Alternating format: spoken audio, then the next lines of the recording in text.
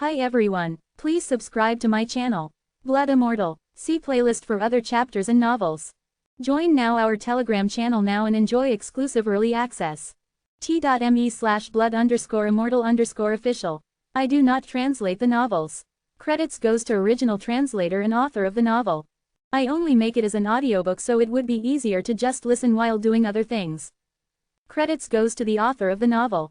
I convert stories to audiobook for mental health, for multitasking purpose, for accessibility and time saving. Listening to audiobook is also beneficial for people who have disability. It improves our listening skills and improve our English comprehension, vocabulary and other things. So, thank you for listening. Thank you and thank you very much for your support. Chapter 181, 6 Swords of Redemption. Chapter 181, 6 Swords of Redemption. By now, the genius sparring had reached the height of its hype. Countless disciples held their breaths as their stares were glued to the ring. These two outstanding men on either side represented the strongest geniuses of each sect. How was this going to end up? Who was going to be the eventual victor?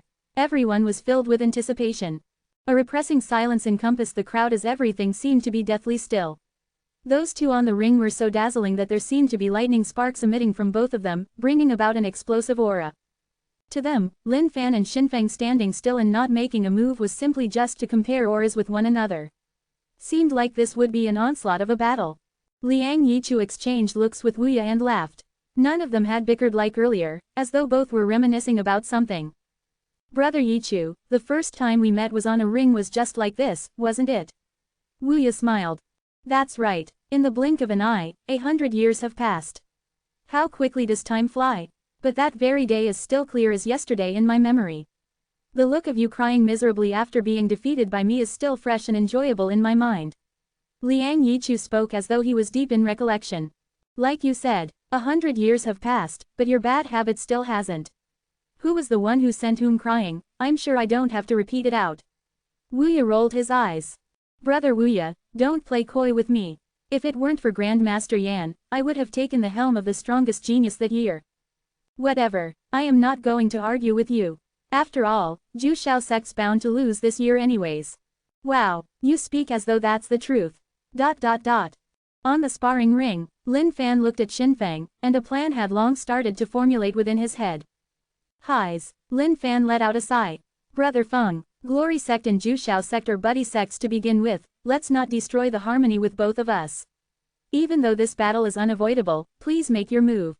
HMPH, Xinfeng snorted coldly. Xinfeng's aura exploded as his sword will materialized long swords out of the thin air from the void. One by one, razor-edged swords formed with a bright glow surrounded them. 6 blades of unparalleled sharpness floated behind his back beautifully. Lin Fan took a step forth, hands behind his back. Come on then. His current cultivation base was only at the post-celestial full cultivation state. Even his highest fighting strength would bring him close to paracelestial, but that was all. There was no way he had enough power to take down the lesser celestial upper-level Xinfeng. But that was not all that mattered in a fight. In a duel between men, brains played a huge part as well. I won't take your life. Xinfeng said coldly, pointing out his finger. A long blade flew from behind him towards Lin Fan, ripping apart layers of air as it passed through them. Brother Yichu, your disciple is quite something indeed. To think that he's able to understand, firmament sword, to the state of making use of the void. Wuya praised. Liang Yichu laughed, of course, but he still needs more training. Understanding is one thing, to be able to bring it to the state of subconsciousness is yet another boundary. The long sword which was materialized from the void glimmered across the air like a shooting star. Even disciples looking at it from out of the ring could feel the immense sword will radiating from it. What's wrong with Junior Master Lin? Why is he not even moving? The disciples watching started panicking. Zhang Henshin and the other genius disciples who were observing could not help but break a cold sweat as well. They had not expected Xinfeng to be this strong. But why was Junior Master Lin not budging a single inch? Firmament sword was a skill that Liang Yichu kept closely to himself. He had found the skill in some old ruins in the past. It consisted of 9 levels. Once it was at the peak of its cultivation, one could materialize out 9 swords from within the void. Now that Xinfeng could materialize out 6 of them, he was already at the state of the void. The blade continued to fly towards Lin Fan's chest. But he still would not budge a single inch. In that instant, Lin Fan was disappointed. He did not hear any notifications coming out of the system. Since this was the crucial moment, Lin Fan pretended to take a step back, and spat out a chunk of fresh blood. Everyone was stunned. The disciples in the audience stood up. They had not expected Junior Master Lin to take the blow directly. Grand Master Yan and Wu Ya's faces frowned slightly as well. Why do you not retaliate? Xinfeng's face was cold with anger. Do you mean to humiliate me? Lin Fan wiped the blood from his mouth and stood upright, without not a regret. I apologize for what happened yesterday. I'll receive the sword as my apology. The high and mighty Xinfeng's expression changed as well. You. He had not expected the other party to receive a sword as apology for yesterday's matters. This. Brother Feng, there are 5 more swords. Come on. Lin Fan raised his head and replied solemnly. That regretless face of Lin Fan touched the disciples who were watching. Even those disciples of Ju Shao sect began to feel something. They had not expected the man they hated the most to be so righteous. Xinfeng too was a little touched. But the moment he thought of the weapon he had kept precious for so many years being destroyed in an instant by this man, he was enraged once more. HMPH, I'll implore you to retaliate. Otherwise, don't blame me if you were to die. Xinfeng scoffed coldly. Junior Master, fight back, Zhang Henshin shouted across. Junior Master, fight back, the audience disciples echoed. You've heard it, your fellow sect members are asking you to fight back. You had better listen to them. Furthermore, that was the weakest sword I threw out just now. Lin Fan stood there and shook his head. 6 swords. I'll take them all, every single one of them. Since I've destroyed Brother Feng's precious sword, I've been feeling extremely guilty. If I'm able to apologize by taking 6 of Brother Feng's swords, I'll do it. If I were to die in the process, that's my due retribution. Grand Master Yan, Brother Wu Ya. This. Liang Yichu found it difficult to face this situation. Even though my disciple has only trained till the state of the void, but the following 5 swords only increase in powers one after another. If he were to take them all with his physical body, I'm afraid. And at that instant, the second sword flew towards Lin Fan. It was definitely more forceful than the first. Thud. Lin Fan collapsed on the floor once more, spitting out fresh blood. Third sword. Lin Fan stood up and stepped forth, eyes fixed on Xinfeng. Do not hold back, Brother Feng. I know you're filled with grudges towards me in your heart. Just let it all out. I can endure it all. As Lin Fan finished those words, he coughed out yet another mouthful of fresh blood. Junior Master. The disciples were feeling heartache at this scene. The Ju Shao sect disciples too stared at one another in disbelief. This was the mark of a true man. Slowly but surely, their impression of this man was changing. This was a respectable genius of Glory Sect. Chapter 182, Unsurpassable Plan. Chapter 182, Unsurpassable Plan. Are you truly not afraid of death? Xinfeng asked. Xinfeng's heart began to waver. Looking over, this man did seem like a kindred spirit.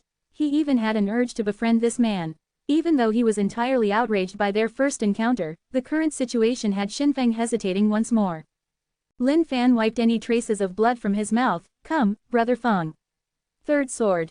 You. Xinfeng's heart was experiencing a turbulence at the sight of this.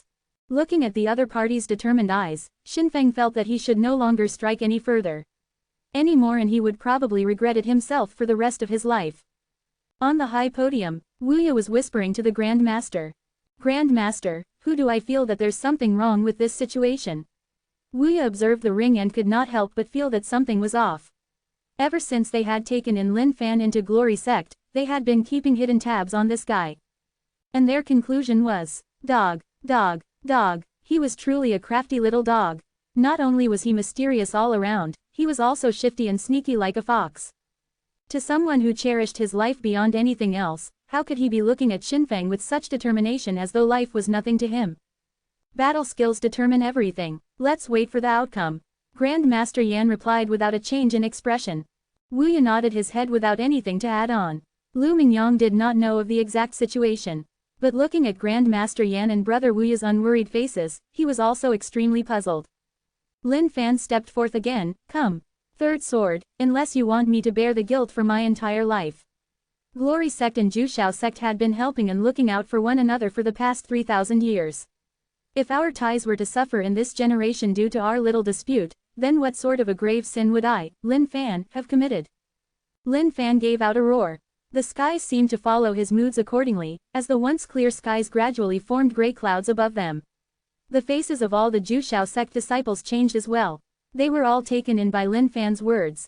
No vel b in c om. That was right, Glory sect and Jushao sect had been like family for the past 3,000 years.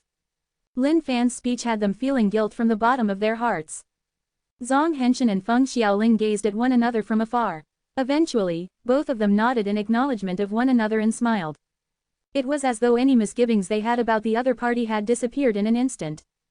Glory sect, Lin Fan, I've got you guys in my heart from here on forth. Me too. Glory sect is the comrade in arms of our Jushao sect. Our family. I must bring back the name of this man back to Jushao sect, so that all our brothers would know that there's such a righteous man within Glory sect. I hope that senior brother Xinfeng would not strike him again. No, you don't understand. Senior brother Xinfeng must do it. More so than any of us, he cares about this man before him and his honor. ... Brother Wuya, how about we just call off this generation's genius sparring? Liang Yichu suggested. Brother Yichu, do you no longer care about the first place? Wuya smiled gently. Liang Yichu shook his head, you know it better than I do, Brother Wuya. The sparring was only a means for our ancestors to keep our sects in contact, so that we do not grow distant from one another. Who holds the first place does not matter. Now that Glory sect has produced such a disciple, I do not wish for any harm to come to him. That would be a loss for both Glory sect and Jushao sect. Even more so, it would be an impassable mental gulf for my own disciple to pass through. Wuya looked at the ring and sighed gently, Brother Yichu, now that things have come to this, let's not halt it any longer. If your disciple does not throw the sword, that would be an even bigger mental gulf for him. Just like back then, if I had not whacked you crying, would the both of us be where we are today? Liang Yichu, who was initially heartened, stiffened up at Wuya's words. He then snorted coldly and ignored Wuya, up to you. Don't come crying when you collect his body. ... Come, Lin Fan shouted. Xinfeng looked at Lin Fan and shuddered slightly. All right, no matter what, I, Xinfeng, acknowledge you as a friend from henceforth. From this moment on, the third sword will be named Bosom Sword. The sword glowed behind Xinfeng as he grasped it with 2 fingers. Clutching this bosom sword which was filled with swordwool, Xinfeng threw it at Lin Fan. Lin Fan stood there, a smile gradually forming on his face. The glow of this sword far surpassed the previous 2. Even the 5 blades behind Xinfeng started to tremble at the moment he gathered his swordwool into this sword and threw it at Lin Fan.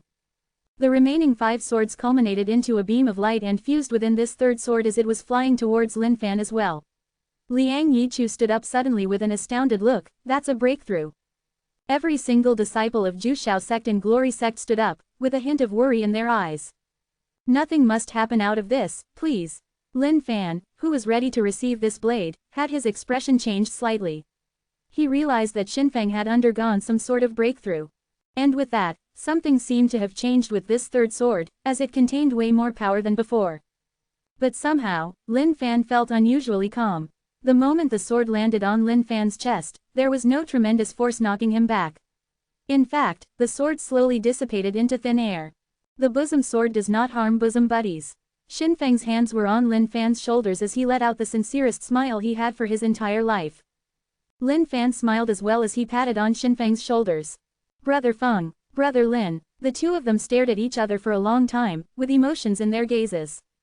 Brother Lin, Brother Feng, both of them burst out laughing as they hugged one another's shoulders. Brother Feng, to befriend a friend such as yourself is a lifetime achievement for me, Lin Fan.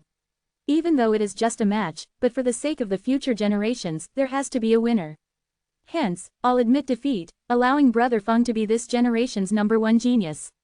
Lin Fan said earnestly. No, Brother Lin, you do not have to do that. I, Xinfeng, had no friends in this lifetime. You're the first in my life. It no longer matters who was the first. I'll back out. Xinfeng stopped Lin Fan halfway. No, I'll back out. No, I'll back out, Brother Lin. Do not fight with me for this, or we won't be friends any longer. Brother Feng. Before Lin Fan could continue, Xinfeng leapt out of the ring on his own. Lin Fan was the last man standing in the ring. The 1000th genius sparring victory goes to Lin Fan. Elder Putong grasped Lin Fan's wrist and held it up high. This. Glory be to Glory sect. Glory be to Jushao sect. ... The disciples below chanted in exhilaration. The genius sparring had reached its true peak. Lin Fan looked at Xinfeng and the other Jushao sect disciples. Clap, clap, Xinfeng and the other Jushao sect disciples started clapping and cheering for Lin Fan as well. Lin Fan wiped the edge of his eyes as he looked up the skies. Today was a happy day for Lin Fan. Out of all the acts he had put on, this was the most satisfying one. Not only had he managed to clinch first place, he even had the other party cheer for him willingly and made a precious friendship. Perhaps he might never be able to surpass this act of bullshit in the future. But even if that were the case, Lin Fan was satisfied. For once, Lin Fan truly experienced what it was to kill 3 birds with 1 stone. On the high podium, why do I feel like something is wrong? Brother Wuya, Liang Yichu, who was clapping, turned around and asked puzzledly. Wuya continued clapping and laughing, what's wrong? All is fine, Glory Sect is number 1. Liang Yichu, translator's thoughts, lam lam. Ha ha ha ha WUYA2 is pretty shameless ha ha ha ha ha. Chapter 183, No Eternity to Speak of. Chapter 183, No Eternity to Speak of. Initially, the plan was for Jushao sect to head back the moment the genius sparring ended. But since everyone was so high-spirited, Liang Yichu decided to have Jushao sect stay over for 1 more night. By the time Liang Yichu came to realize what had happened, Jushao sect had once again lost to Glory sect. While theoretically, the number 1 placing did not matter, losing to Glory sect twice in a row would make things difficult to account for when he headed back. Night time. Nameless Peak was extremely crowded with the Jushao sect geniuses and Glory sect geniuses. Gathering together, they were huddled in small groups around fires, sharing tales over barbecued meat and wine. And I suppose this is the snow lion? Xinfeng pointed at the young cub in Kai Zhichao's arm as she sat on Lin Fan's lap. Yes, it's a snow lion cub. Since I've got not much use for it, I decided to let my young disciple have it as a companion beast. It'd do well to rid her boredom as well. Lin Fan laughed. After the events of the genius sparring, Lin Fan and Xinfeng were now friends. Even though it was just a single day of happenings, the relationship between humans was sometimes simply based on affinity. This is a skill I've retrieved from the Forbidden Grounds. Even though there are currently multiple beasts out there who are descendants of ancient beasts, this cub is extremely rare to obtain. This skill is able to provoke the bloodline of a beast. Hopefully, it can excite the bloodline of the ancient beast within the snow lion cub as well.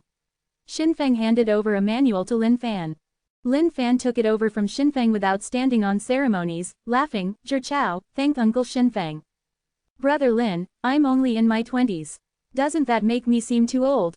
Xinfeng's face was much kinder than before, and he smiled more often than before as well. Kai Zhichao stared at her master wide-eyed. Master, then I should call him Junior Master. Looking at his smart young disciple, Lin Fan chuckled, that's right, call him Junior Master then. Xinfeng looked at Kai Zhichao and fondled her small head as well, revealing a smile, indeed, this is the first time I've been called a Junior Master. Between Lin Fan and Xinfeng, there wasn't the type of bromance yet, just some casual talks. Brother Lin, this disciple of yours does not have an extremely high potential. I'm afraid she'll have to go through many pains to become a somebody someday. Xinfeng commented. No hurries, we'll let nature take its course. Nobody can determine the future just yet. Lin Fan laughed. As long as he had the side profession of a trainer, he had confidence that he'd turn this disciple into an unparalleled genius. Brother Lin, this is Firmament Sword. My master obtained it from the ancient Forbidden Grounds and it doesn't require too much talent to start on. Even though your young disciple's innate potential is not high, she shows inquisitiveness. I think she'll be able to make use of it. Xinfeng took out a jade manual. On the jade manual was a bunch of cursive writings and symbols inscribed on it. No, Brother Feng, this will not do. This, Firmament Sword, belongs to Elder Liang. Handing it to my disciple just like this is not right. Lin Fan was startled by this development. He had not expected Xinfeng to bring out the Firmament Sword for his young little disciple. Even though one should take advantage of others at times, taking too much advantage would be somewhat wrong as well. Brother Lin, if you truly take me as a friend, then don't say the word no. Xinfeng looked at Lin Fan straight in the eyes. Lin Fan looked at his determined eyes, and nodded his head eventually. Zhichao, what should you say? Even though Kai Zhichao did not know what this jade manual meant, she followed her master's words obediently. Even though his young disciple did not know much, the moment Lin Fan took over the manual, he understood its power instantly. Firmament Sword was an ancient sword skill of the extremities, belonging to the heaven upper grade of skills. And not only that, Firmament Sword was more than just a skill, it was also a mental skill as well. Even though it was the same grade as Faceless Sky Demon and Will of the Sword, it was way more valuable than those two. This Firmament Sword could be considered a priceless treasure. If it were out in the open, it would definitely be fought over with blood and tears. But without any hesitation, Xinfeng just handed the manual over to Lin Fan just like that. Even Lin Fan was impressed by this generous act. Brother Lin, please don't think of me as someone that noble. Naturally, Firmament Sword is an unparalleled skill which I would not give anyone that casually.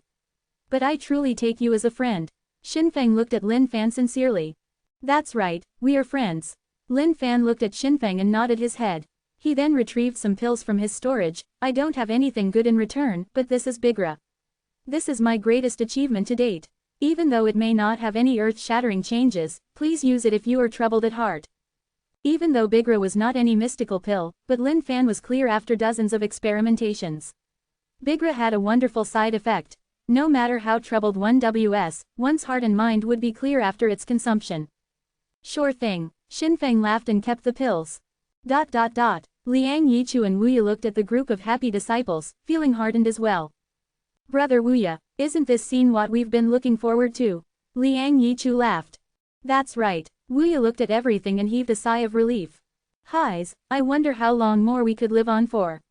Ever since the Xuanwang world was split into two, no one has ever attained a higher cultivation state. Even a greater celestial full cultivation master could only wait silently for death to come. Liang Yichu sighed. The path of eternity, who could not dream of it? But there was no such thing to speak of in the Xuanwang world anymore. Both of us had already been in the greater celestial state for a long, long time. Both I and Grand Master Yan had been trying to find out the mystery behind it all. Why did the Supreme Being make the choice of splitting Xuanwang world into two so many years ago, ending the path to seek for eternal life? It's fine, Brother Wuya. Let's not continue to ponder over it. Since the mood's just right, what say the both of us have a drink together? It's been long since we've seen who could knock out first. Liang Yichu waved his hands. Sure. Next day, at the break of dawn, a group of people stood at Glory Sect's entrance. Liang Yichu flicked his robes and beckoned, as the arc grew larger to the skies above them, before coming to a still. I'll be off then, Brother Lin. Let's get together again sometime if there's a chance. Xinfeng came forth to Lin Fan. Yes, have a good trip. The most it'll take is 3 years anyways. But I think I'll go and look for you before the 3 years are up. Lin Fan laughed. Goodbye, Junior Master Xinfeng. Kaizher Chao stood beside Lin Fan and waved earnestly to Xinfeng. Xinfeng fondled Kaizher Chao's little head and stared at Lin Fan silently. They needed no words to express the sincerity of men. I'll see you at Jushao Sect 3 years later, Brother Wuya. Liang Yichu said, somewhat reluctant to leave his friend. Sure, Wuya nodded his head. The other Jushao Sect disciples were bidding farewell to their newfound friends. In just one night, all of them had made new buddies. Farewell, my brother. Xinfeng clasped his fists together at Lin Fan before turning around, and followed his master up the arc. Looking at the gigantic arc, Lin Fan waved his hands in farewell as well. Translator's thoughts. Lam. Hi guys, what a chapter of revelations. Perhaps the story might continue to pick up with the mysteries of the world soon. Was that a hint? We can only wait. But oh, right, my purpose here is about the junior master term. Well, it's something like, brother of the master, in terms of seniority, but since the previous translator had used junior master, I'll stick along with it. But I think it's better than brother master, uncle master or something of the likes. What do you guys think? Chapter 184, Demonic Grounds. Chapter 184, Demonic Grounds. After Jushao Sect's departure, Glory Sect returned to how it was. As to obtaining the first place for the genius sparring, Lin Fan felt nothing at all. There was no special treatment nor celebrations or anything for him. Things went on as usual. This was some sort of a heartache for Lin Fan as well. Based on all the novels that he had read, winners of tournaments and stuff would often obtain either high recognition from the sect or some precious rewards. But for the genius sparring, he got Jack's tea in return. Oh well, at least he got to know a generous Xinfeng. A rare skill such as Firmament Sword was handed out without an inch of hesitation. That was some seriously impressive generosity. In the house, Lin Fan intended to learn both skills himself before imparting them to his young disciple. Ding! Congratulations on discovering Heaven Upper Grade, Firmament Sword. Learn. Yes. Ding! Congratulations on learning Firmament Sword. Level 1. The best thing about the system was that regardless of the difficulty level of skills, Lin Fan did not have to slowly ponder over it. He could learn it instantly just by touching it. Focusing his eyes, the quiet surrounding around Lin Fan started vibrating like water ripples. Sword Will. This was the sword will emitting from the Firmament Sword. Lin Fan could clearly feel the power within it. Lin Fan could feel himself being held somewhat repressed by the power of the Firmament Sword. Even the will of the sword that he had learned previously was experiencing some changes. It was as though the will of the sword was slowly being sucked in by the Firmament Sword. Ving, ving. Just then, a long sword materialized behind Lin Fan's back. Lin Fan leapt with joy. He could culminate the sword will together just right after learning it. Indeed, this was powerful. To test it out, Lin Fan pointed his finger in a random direction. Indeed, the long sword which was materialized from his sword will burst towards the direction Lin Fan indicated. But at that moment, Lin Fan retracted the sword. Holding it between his fingers, he felt something wrong. Even though the long sword which was materialized was firm with a physical body, it barely floated within his fingers without any weight. All he could feel was the pulsating sword will from within the sword. At this point, Lin Fan had the thought to attempt fusion with it. But he knocked it off instantly. Before he was clear about anything, he shouldn't risk it with such a skill. As for the other skill, Lin Fan garnered that it shouldn't be of much use to him. Its only purpose was to excite the bloodline of the beast. But as to how long it would take for the beast to grow and all, no one could be sure. As Lin Fan exited his house and looked at the gray skies above, he had a thought. After all these time, it was time for him to head out once more. After all, the most important thing was for him to raise his own cultivation base. A few days later, in the skies thousands of miles away from Glory Sect, a gigantic arc flew across the blue skies rapidly. A strong astral wind blew against it, but was kept outside the arc by a strong barrier of energy. The Jushao Sect disciples had already gone through half the journey. Just a few days more and they'd reach back to Jushao Sect. It was quite fortunate that they had not run into any troubles along the way. Dear Feng, you gave Firmament Sword to that fella. Liang Yichu looked at this own disciple, feeling a little uneasy in his heart. After all, this boy had been with him since he was a kid, but he had never once seen Xinfeng been so generous. Yes, Master, I hope you forgive me for handing over to him Firmament Sword without first obtaining your approval. Xinfeng bowed his head. No problem, it's just a skill. Liang Yichu waved his hands in nonchalance. But as he approached Jushao Sect, he felt somewhat helpless as well. How was he to explain this upon his return? He had carried the hopes of the entire sect to obtain the first place in the genius sparring. But now, not only had they lost convincingly without any grudges. How should he explain this? Just then, Liang Yichu's expression changed as he waved his hand and commanded the arc to a halt. What's wrong, Master? Looking at Liang Yichu's solemn expression, Xinfeng asked as well, puzzled. There's something wrong over here. Liang Yichu headed up the bow of the arc and looked through the clouds down below. Upon the halting of the arc, the Jushao Sect disciples were curious as well, and following their elder, looked down at the clouds below as well. What a strong demonic aura. They had not noticed the aura while traversing the skies. Now that they had come to a stop, this aura rose from the grounds up, encompassing the entire sky. Weird, how did we not notice this when we passed by earlier? Liang Yichu questioned. Wait for me here, I'll check it out. Leaping out into the skies, Liang Yichu headed down. The closer he was to the ground, the warier he was. This demonic aura was way too intense. In fact, it was so concentrated it could almost be turned into liquid form. This is a village. And O-Vel-B in .C Ohm. After Liang Yichu landed, he looked at the surroundings cautiously. There was an eerie silence as the houses seemed desolate without any signs of life. The earth which was supposed to be brown was now charred black, as though he had just entered hell. Liang Yichu followed the trace of the aura. But when he reached its source, he was startled. There was a pit, deep like an abyss without an end, appearing on the ground. And from the pit came black fumes, rising profusely. Flicking his robes, Liang Yichu sent out an astral wind, diffusing the black fumes. But the moment it was gone, more of it erupted from within the pit, encompassing the village once more. HMPH. This, I've got to see it.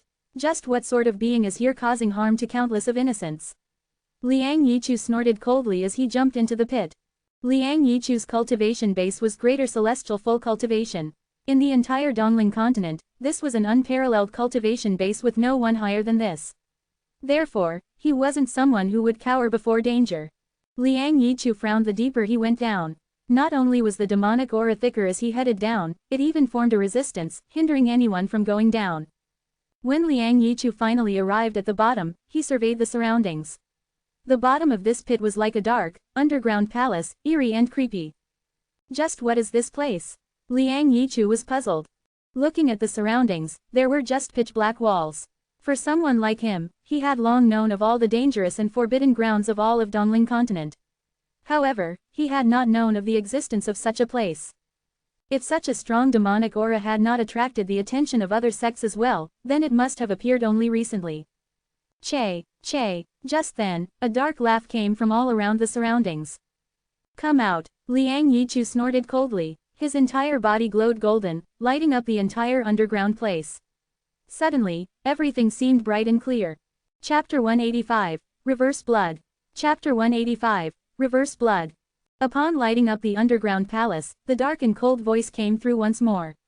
The voice was demonic, sending chills down one's spine. Weak humans. A pitch-black claw appeared out of nowhere, ripping through the layers of void and appearing in front of Liang Yichu. Cut. Instantaneously, Liang Yichu emitted an extremely strong burst of energy, dissipating the claw in a flash. He then retreated a step backward and surveyed the surroundings cautiously. That claw came without sound or warning. If he were just a split second slower, he would have fallen prey to it. But what caused Liang Yichu to feel uneasy was the fact that even as a greater celestial full cultivation, he was feeling unnerved at this very moment. Just then, the black mist continued to gather from all directions, eventually culminating into a figure before Liang Yichu. While he could not make out the face of it, it was extremely huge and tall. Within its black body radiated a horrifying aura, encompassing the entire underground palace within. Who are you? Liang Yichu roared. He had not encountered such a being before. Even as Liang Yichu racked his brains, he could not find any traces or hint from his life's knowledge as to what this thing was. It's getting late. Your body, I'm taking it. Just then, the eerie voice came through once again as an unblockable aura exploded from the black figure. Not good. Liang Yichu's expression changed entirely as warning bells rang within his mind. The pressure exerted on him by the black figure was too much. An evil being such as yourself. You have to die today. Even though Liang Yichu still had no idea what this being was, but he knew that it was definitely up to no good. After all, the aura was way too evil. Reverse blood. Just then, Liang Yichu roared uncontrollably as his aura expanded rapidly. A blood-red glow shot out from within his body. That short, stumpy body of his began to spasm violently, as his muscles started contracting and his bones cracked. In an instant, Liang Yichu's short, stumpy body expanded rapidly. That old, wrinkled face of his seemed to have shed off. As though time had reverted, he looked extremely youthful. That skin of his glowed golden and smooth like jade. Short-lived creatures indeed. In order to extend your life, you've sealed your own blood energy. Hand your body over to me, and I'll grant you eternal life and indestructibility. The black figure sneered. Just then, Liang Yichu opened his eyes. On that handsome face exploded unparalleled fighting will as his eyes gleamed brilliantly. Die, demon! Liang Yichu, who had returned to his peak status, dashed up violently from the ground up. An extremely powerful aura cornered the black figure like a cage. The black figure gave off a sense of danger, a feeling which Liang Yichu had never felt before in his entire life. If he could not break through greater celestial full cultivation, the only thing that awaited Liang Yichu was death. Hence, he sealed most of his blood energy within his body, so as to be able to sustain life as it was. But facing such a powerful demonic being, Liang Yichu did not dare to be careless at all. PSSSSHEWWWWWWWWWWWWWW. A burst of light shot out and encompassed the underground palace entirely, causing the whole place to vibrate as though it was about to collapse. Outside, on the ark, Xinfeng and the other disciples looked at the situation below and couldn't help but feel somewhat worried as well. They had felt the outburst of energy. That familiar feeling was from their elder. But they did not know what sort of predicament he was facing below to be forced to reveal his true strength. Boom, boom. Just then, loud booms rang through the entire place, as the ground collapsed into a cloud of dust. Nothing should happen to Elder Liang, right? A genius disciple couldn't help but ask nervously. Xinfeng did not reply. He stared fixated below. Just then, a figure flew up from below. Xinfeng's expression changed. It's Elder Liang. A few disciples called out excitedly at the appearance of their elder. Everything all right, master? Xinfeng hurried forward and asked. Yes, there's nothing wrong, just a little trouble, but it has all been solved. Liang Yichu had reverted to his old form and replied calmly. That's great to hear, master. Xinfeng nodded as he heaved a sigh of relief within his heart. That demonic aura from below has started to disperse as well. By the looks of it, Elder Liang must have destroyed whatever was down there. Back to the sect, Liang Yichu flicked his robes and sent the ark on its way. Now that everything had come to an end, all the disciples resumed what they were doing initially. Liang Yichu stood on the bow of the ark, looking at the vanishing pit. He grinned slightly with a black light in his eyes. Glory sect. Even though Lin Fan had been working hard at improving his cultivation base daily, he was still able to notice something being off with Zhang Ergo. Seems like he was dealt a heavy blow indeed by that. What's her name? Oh, Yulan of Jialan Peak. Kaiser Chao loved to head up to Jialan Peak to look for those senior sisters.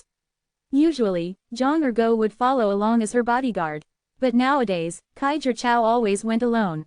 Master, I think that something is wrong with senior brother recently. Feng Buju whispered furtively. Yes, I know, I'll have a meeting with you guys soon to discuss this. Lin Fan said calmly. The matters of this big disciple were not for Zhang Ergo to bear alone. It was something that concerned the entire sect. For this new plan to work, naturally he'd need the help of everyone. But as for now, Lin Fan had something more important on hand. And that was retaining Tianyu. Ever since Tianyu was disabled, he had been recuperating silently on the nameless peak. Now that he had almost fully recovered, Lin Fan did not want to wait any longer. He thus had Zhang Ergo bring Tianyu over for a talk. Next day, junior disciple Tianyu. Now that you've almost fully recovered, it's time for you to inform the sect and return to the inner sect. Lin Fan sat down peacefully. Tianyu's expression changed slightly as he bowed down his head. Junior Master Lin was right.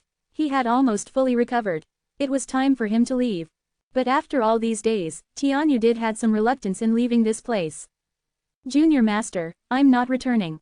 This new life was given to me by Junior Master. I would like to stay on here. Lin Fan let out a look of hardship. Ah, junior disciple, I think you should head back still. Just then, Zhang Ergo at the side was pleading, oh great master. Please allow junior brother Tianyu to stay. Not long before, junior brother Tianyu had let us know of his intentions to stay here as a disciple, and had already acknowledged us as his senior brothers. Please grant us your wish, master. Lin Fan looked at Tianyu, then at Zhang Ergo, and sighed helplessly. Fine, since it had come to this, then stay on. From here on forth, you shall be the 5th disciple of Saint Devil sect. Yes, thank you for your kindness, master. Tianyu smiled. Lin Fan also smiled in his heart. Success, master. Then am I a senior sister now? Kaiser Chao held on to her little purse and asked in anticipation. Nopes, you're still a junior sister. Lin Fan laughed while shaking his head. Ah, Kaiser Chao opened her mouth, kinda disappointed. Seemed like she was still going to be a junior sister for quite a long while. Translator's thoughts. Lam. Quite the bittersweet chapter, isn't it? I was beginning to feel somewhat positive towards Jushao sect. Chapter 186. Execute the plan. Chapter 186. Execute the plan. On a cold, dark night, within a brightly lit, yet shifty-looking house. A few figures huddled together tightly, deep in discussion. Well, I suppose you guys should know the gist of it. Zhang Ergo is your big senior brother, but he seems to be in a daze recently. Not eating well, not sleeping well, not focusing. While these are small issues, they would gradually become big issues over time. Hence, the purpose of gathering you guys here is to inform you all about one thing. The only way to help your big senior brother recover from this state, the only way to change this stalemate. That is, he needs to win over the world with his grace and demeanor, since he obviously can't do so with his face. Lin Fan whispered to his captive audience. Mie Chongqi, Tian Yu, and Feng Buju nodded in agreement. They were all clear in their hearts that this was no small matter. They were all clear of senior brother Zhang's conditions. Even though he seemed normal on a day-to-day basis, from time to time, they would find him in an occasional daze, spacing out to the skies. Even though neither of them had been rejected by a girl before, they could feel and empathize with the pain just by looking at Zhang Ergo. Well, what do you propose we do then, Master? Tianyu asked. Yes, that's my intentions of gathering you guys here today, to discuss this issue in depth. Firstly, I would like all of you to brainstorm for any good ideas for your senior brother to have an overhaul in person. And then, we'll talk about it and think about the best way to go about it. Even though Lin Fan was full of quirky ideas, he was quite at a loss for what to do regarding this situation. If Zhang Ergo were not his big disciple, he would not have given a dog sh*t about this. Feng Buju looked at his master. First, for senior brother Zhang to change, we must first understand what sort of a person he is. Then what sort of a person is he, senior brother Feng? Tianyu asked curiously. Feng Buju hesitated. You guys promise not to rat on me. Of course. Relax. This concerns senior brother Zhang's life as a whole. Besides, do we look like snitches to you? Tianyu continued. Alright, fine then. For big senior brother, his good point is that he has too many bad points to speak of. Firstly, he's ugly. I'm sure everyone knows this in their heart. Especially those bead-like eyes of his and that weird face shape. I, Feng Buju, swear to God that he's the ugliest person I've ever met in my life. Feng Buju continued without hesitation. Lin Fan stared at Feng Buju, stunned. He then stared at the door entrance before turning back his gaze onto Feng Buju's report. Furthermore, big senior brother's character is simply dodgy. It's not just plain dodgy, he's extremely dodgy. If he weren't my big senior brother, I wouldn't want to be near someone like him. And yes, timid. Extremely lustful yet timid. Based on these observations of mine, if big senior brother were not to change over, then it would be impossible for him to not remain single. Everyone nodded in constant agreement to Feng Buju's criticisms of Zhang Ergo. Their expressions changed slightly as well, and their only hope was that things would not get too bad later on. Especially Lin Fan, he was the one whose jaw was the most agape. These words had surpassed Lin Fan's expectations, and he was in some disbelief. So, what do you guys think about what I've said? Feng Buju asked. Wonderful. Lin Fan took a deep breath and nodded his head while looking at Feng Buju. He was starting to pity this guy. It's actually nothing much, just my common observation, but you guys must swear not to let this leak out. Feng Buju said embarrassedly. And just then, the door sprang right open. When Feng Buju saw who it was, he was scared shitless. If you don't want others to find out, then it'd be best if you didn't do it in the first place. Well done, Feng Buju, well done. Your senior brother, I, have treated you always pretty decently, to think that you'd talk about me as though I wasn't worth a single crap. Seems like if I do not exert some authority as a senior brother, you'd only get more out of hand from now on. Zhang Ergo stood at the doorway, his chest puffing up and down heavily. He was entirely enraged by this point. If his great master had not pulled him aside in the morning and told him about this matter, he would not have dared to believe such a thing. Listening to everything from outside the house, listening to his very own junior brother talking as though he was worth nothing, goodness. How could he tolerate this? Thinking back to his master's words, his master was right after all. Ah, Ergo, you're now the big disciple of Saint Devil sect. If you do not show some authority as a big disciple, then how would you expect the others to submit to you? Initially, Zhang Ergo had still thought that how could his junior brothers not submit to him? After all, he was pretty nice to them. But after hearing Feng Buju's words, he agreed with his master. After all, if even his closest junior brother would not submit to him, he could give up hope for anyone else. Feng Buju was totally stumped. Looking at his incensed senior brother, his small little heart started thumping furiously as he slowly retreated backward. Senior brother, don't get angry. No, it's all a misunderstanding. Misunderstanding. Feng Buju was on the brink of tears. What was happening? Why would his senior brother be eavesdropping outside? Misunderstanding your head. If I don't tear off your skin layer by layer today, then I'll no longer be your senior brother. Zhang Ergo took out a heavy club and swung it towards Feng Buju's head. Ah, senior brother, I was wrong. I'm wrong. It's really a misunderstanding. Save me, master. Feng Buju ran off outside as Zhang Ergo gave chase. Curses, swearing and shouts rang through the entire nameless peak.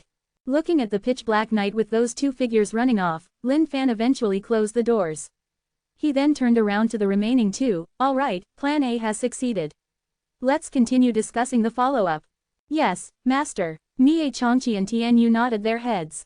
To Lin Fan, Feng Buju was the best man to execute out Plan A. First and foremost, even though Feng Buju's cultivation base was higher than Zhang Ergo, he would definitely not dare to throw any punches back at Zhang Ergo to retaliate. If it were Mie Changqi, who knew when he might lose control and kill Zhang Ergo with a single slap. And of course, this wasn't suitable for Tianyu either. Even though Tianyu had been on Nameless Peak for quite some time, it was entirely not in his character to say that speech above. Therefore, Feng Buju was the only one who could suffer this ordeal. The remaining three dug their heads deep in discussions to see how they could perfect the plans. At this point, Tianyu was somewhat distracted with a tinge of hurt in his heart. Could it be that him remaining at Nameless Peak was just part of a plan as well? But forget it, since he was already here, what was the use of thinking so much about it? For the residents of Nameless Peak, this was going to be a sleepless night. Kai Zhichao was stirred awake by the commotion. Sprawling by her window and rubbing her big, bright eyes awake, she stared at the two people playing catch in the darkness like a movie. Chapter 187, What's There to Feel? Chapter 187, What's There to Feel? And just like that, a month had passed. The plan to change Zhang Ergo was still proceeding smoothly. Nameless Peak was as usual, without any changes. On the Nameless Peak, the man with the highest fighting strength was Mie Changqi. As the Grand Master of Nameless Peak and Saint Devil Sect, Lin Fan began to worry. Right now, he was only at post-celestial full cultivation. Even though he had met with sticky situations and got out of them just fine, there was one thing he could never forget. The blood feud he had with Kangling Continent on the other side. Master, I can make Whitey follow my orders now. Kai Zhichao hopped over happily. Following tightly behind her was the snow lion with its snow-white fur. It was around the size of a little puppy now. Looking at the snow lion cub, Lin Fan could not help but wonder. That adult snow lion which he had killed, what sort of beast did she bang with? This snow lion cub gave off an unusual feeling, and from the looks of it, it was not entirely a snow lion breed. At first, Lin Fan did not pay much attention to it. But one fine day, he found a small white pair of wings on the snow lion cub's back. This was the first time a snow lion had ever grown wings. Not bad, Lin Fan fondled his young disciple's head. Even though her innate potential was a little low, it was fine. After all, he had been dutifully cultivating and grooming her innate potential every 2 to 3 days. Even though his side profession was strong, to be able to change one's innate potential was basically going against heaven's will. The higher one's potential was, the less significant the boosting effect would be. But Lin Fan was in no hurry. After all, as long as he kept at it, he was sure that he'd be able to produce a peerless genius in the years to come. Kai Zhichao pointed at Whitey and had it perform different poses in front of them. This snow lion cub stared at Lin Fan with its big, bright eyes as well. It rolled, stood up, and then squatted. Even Lin Fan was amused to laughter with its antics. To think that it might not remain the same way after it grew up one day. Glory Sect 10th Peak, Grand Master, I would like to head out for training. Lin Fan had pondered over it for a long time. To grow stronger, the only way was to head out into the vast world. Grand Master Yan looked at Lin Fan. Truth be told, he did not want to let Lin Fan out because of his selfishness. After all, pills through thought was extremely important to a sect. But at the same time, he knew that Lin Fan had told him his intentions out of respect for him, the Grand Master. After all, from the moment he had accorded Nameless Peak to Lin Fan was a free man. He could head out to anywhere in the world without anyone's permission. Come with me, Grand Master Yan did not say much as he headed towards the Grand Hall. Lin Fan did not know where the Grand Master was taking him to. After all, the 10th Peak was not a place where disciples were usually allowed. Usually, the Grand Master would reside here alone. Following the Grand Master, Lin Fan surveyed his surroundings. As they passed through the Grand Hall, a gigantic stone gate stood before Lin Fan. The gate looked old, sturdy and possessed an imposing aura. One wondered what sort of material was used to etch the human figure on the gate itself. The human figure stood naked, righteous and upright. Holding on to a gigantic axe, it stared straight ahead. Looking at its eyes, Lin Fan could feel a repressive will directed towards his heart, causing him to shiver internally. Grand Master Yan stepped up. The moment he placed his hands on the gate, it started vibrating like ripples on water, unveiling a cave within. Follow me. As Grand Master Yan entered, Lin Fan did not give it a second thought and followed suit. While Lin Fan did not know what was going on, he knew that this was definitely extraordinary. Since the Grand Master did not leave the 10th Peak usually, could it be because he was guarding this place? By the looks of it, didn't it look like the Grand Master was about to hand Lin Fan something precious? The moment Lin Fan entered the cave, he seemed to have entered an endless darkness. But this feeling disappeared as quickly as it came. When Lin Fan opened his eyes and stared forward, he did not know when or how it happened, but the Grand Master was already kneeling before a statue, chanting something in his mouth. This statue looked exactly like the figure etched on the stone gate. What was even more shocking was that the eyes of this statue looked totally real. After what happened earlier, Lin Fan did not dare to gaze straight into the statue's eyes. He bowed his head and slowly followed behind the Grand Master. Grand Master, what is this? Lin Fan whispered curiously. After the Grand Master finished mumbling, he stood up.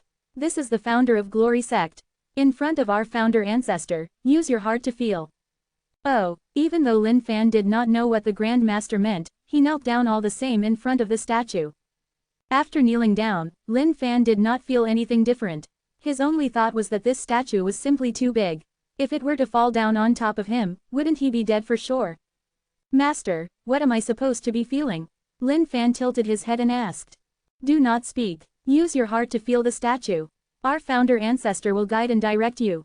Grand Master Yan's face was solemn. Following Grand Master Yan's words, Lin Fan tried his best to endure. But it was simply too tough to continue kneeling down on his knees.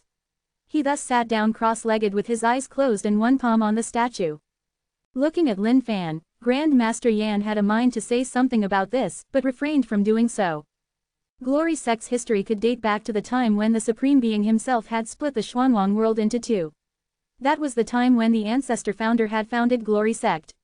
Ever since then, every single disciple who was to be chosen as the next Grand Master had to appear before the statue. Using their heart to meditate and feel, they would then inherit the background of the sect. The inheritance received by every single generation of Grand Master was different, but they were mostly martial skills.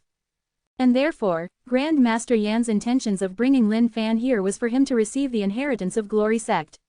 Even though the next Grand Master may or may not be Lin Fan, Grand Master Yan had been keeping hidden tabs on Lin Fan all the way. Man, what's up with this? After touching it for so long, I can't feel anything, man.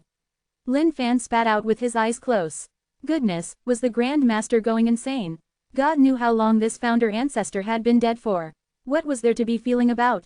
And just at that moment, Grand Master Yan, who had been staring at the statue all the way, had a sudden change in his expression.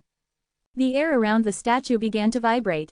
This was the first time Grand Master Yan had experienced something like this. And this had never been seen before in Glory Sect's records. Grand Master Yan was worried. Even though he did not know what was happening, he could only observe the situation silently. He did not dare to make any casual moves. Lin Fan was cursing and swearing within his heart all this while.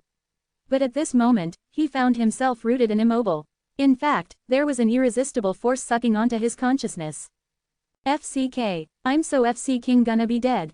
Lin Fan started panicking. His consciousness was like his soul. If it were to be consumed, then wouldn't he just be a living zombie from then on? Lin Fan wanted to scream for help, but no words would come out of his mouth. Seemed like he was the only one who could help himself. Lin Fan used all his strength to struggle against this force. But the force only grew stronger.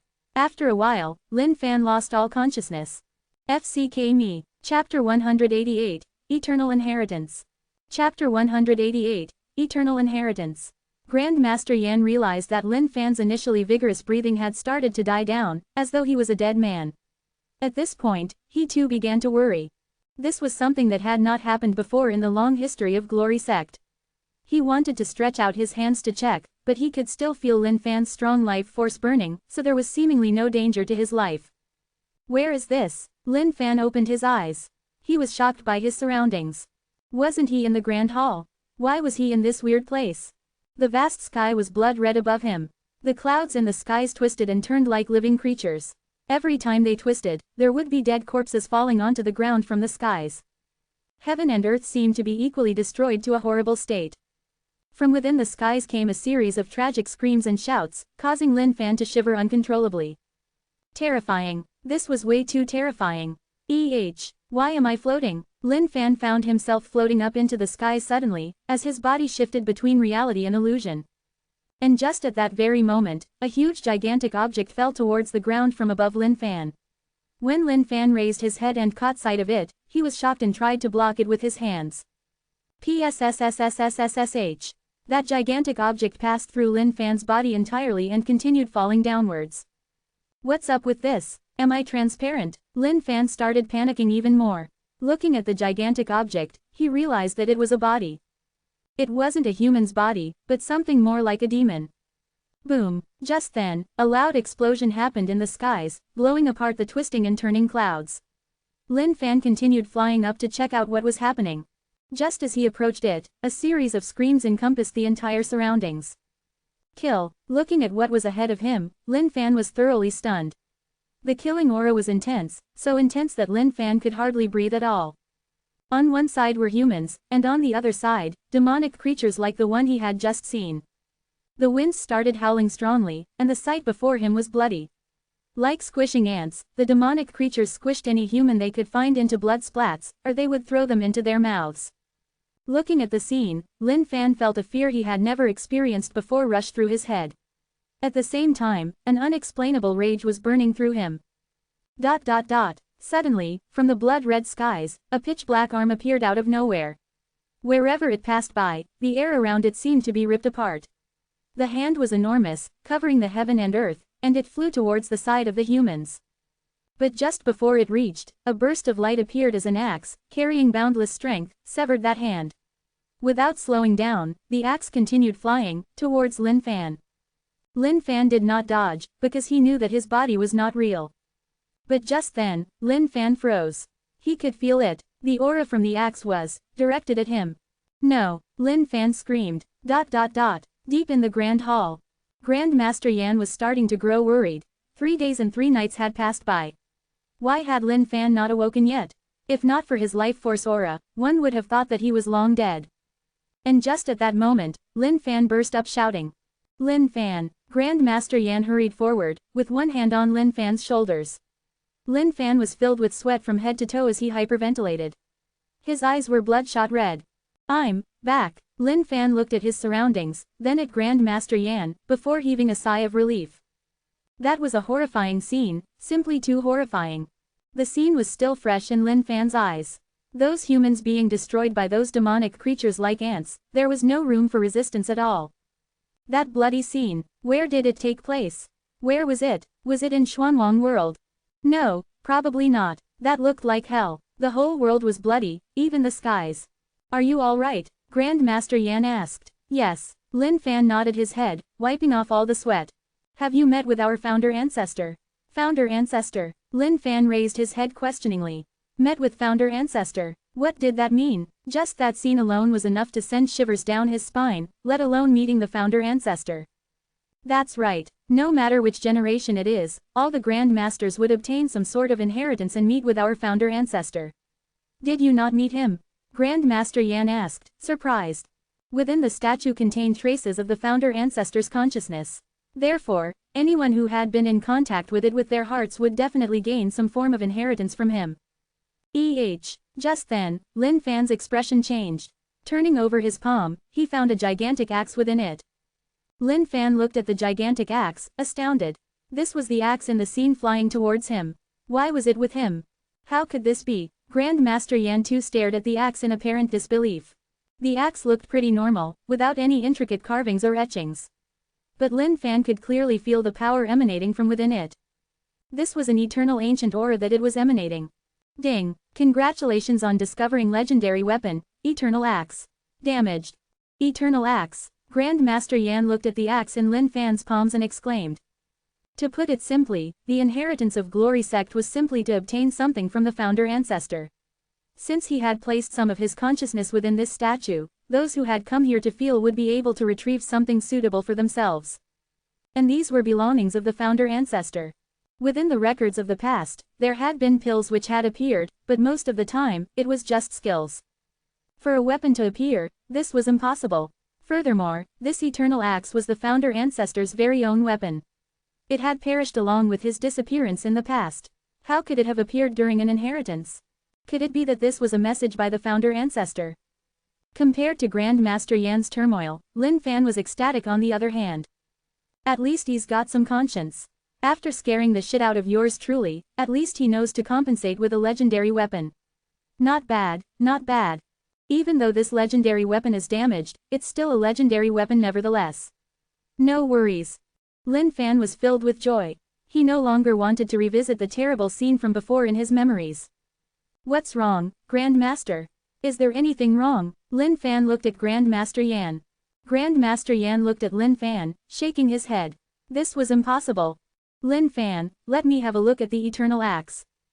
Sure, Lin Fan had no fear of the Grandmaster wanting to claim it for his own and handed it over.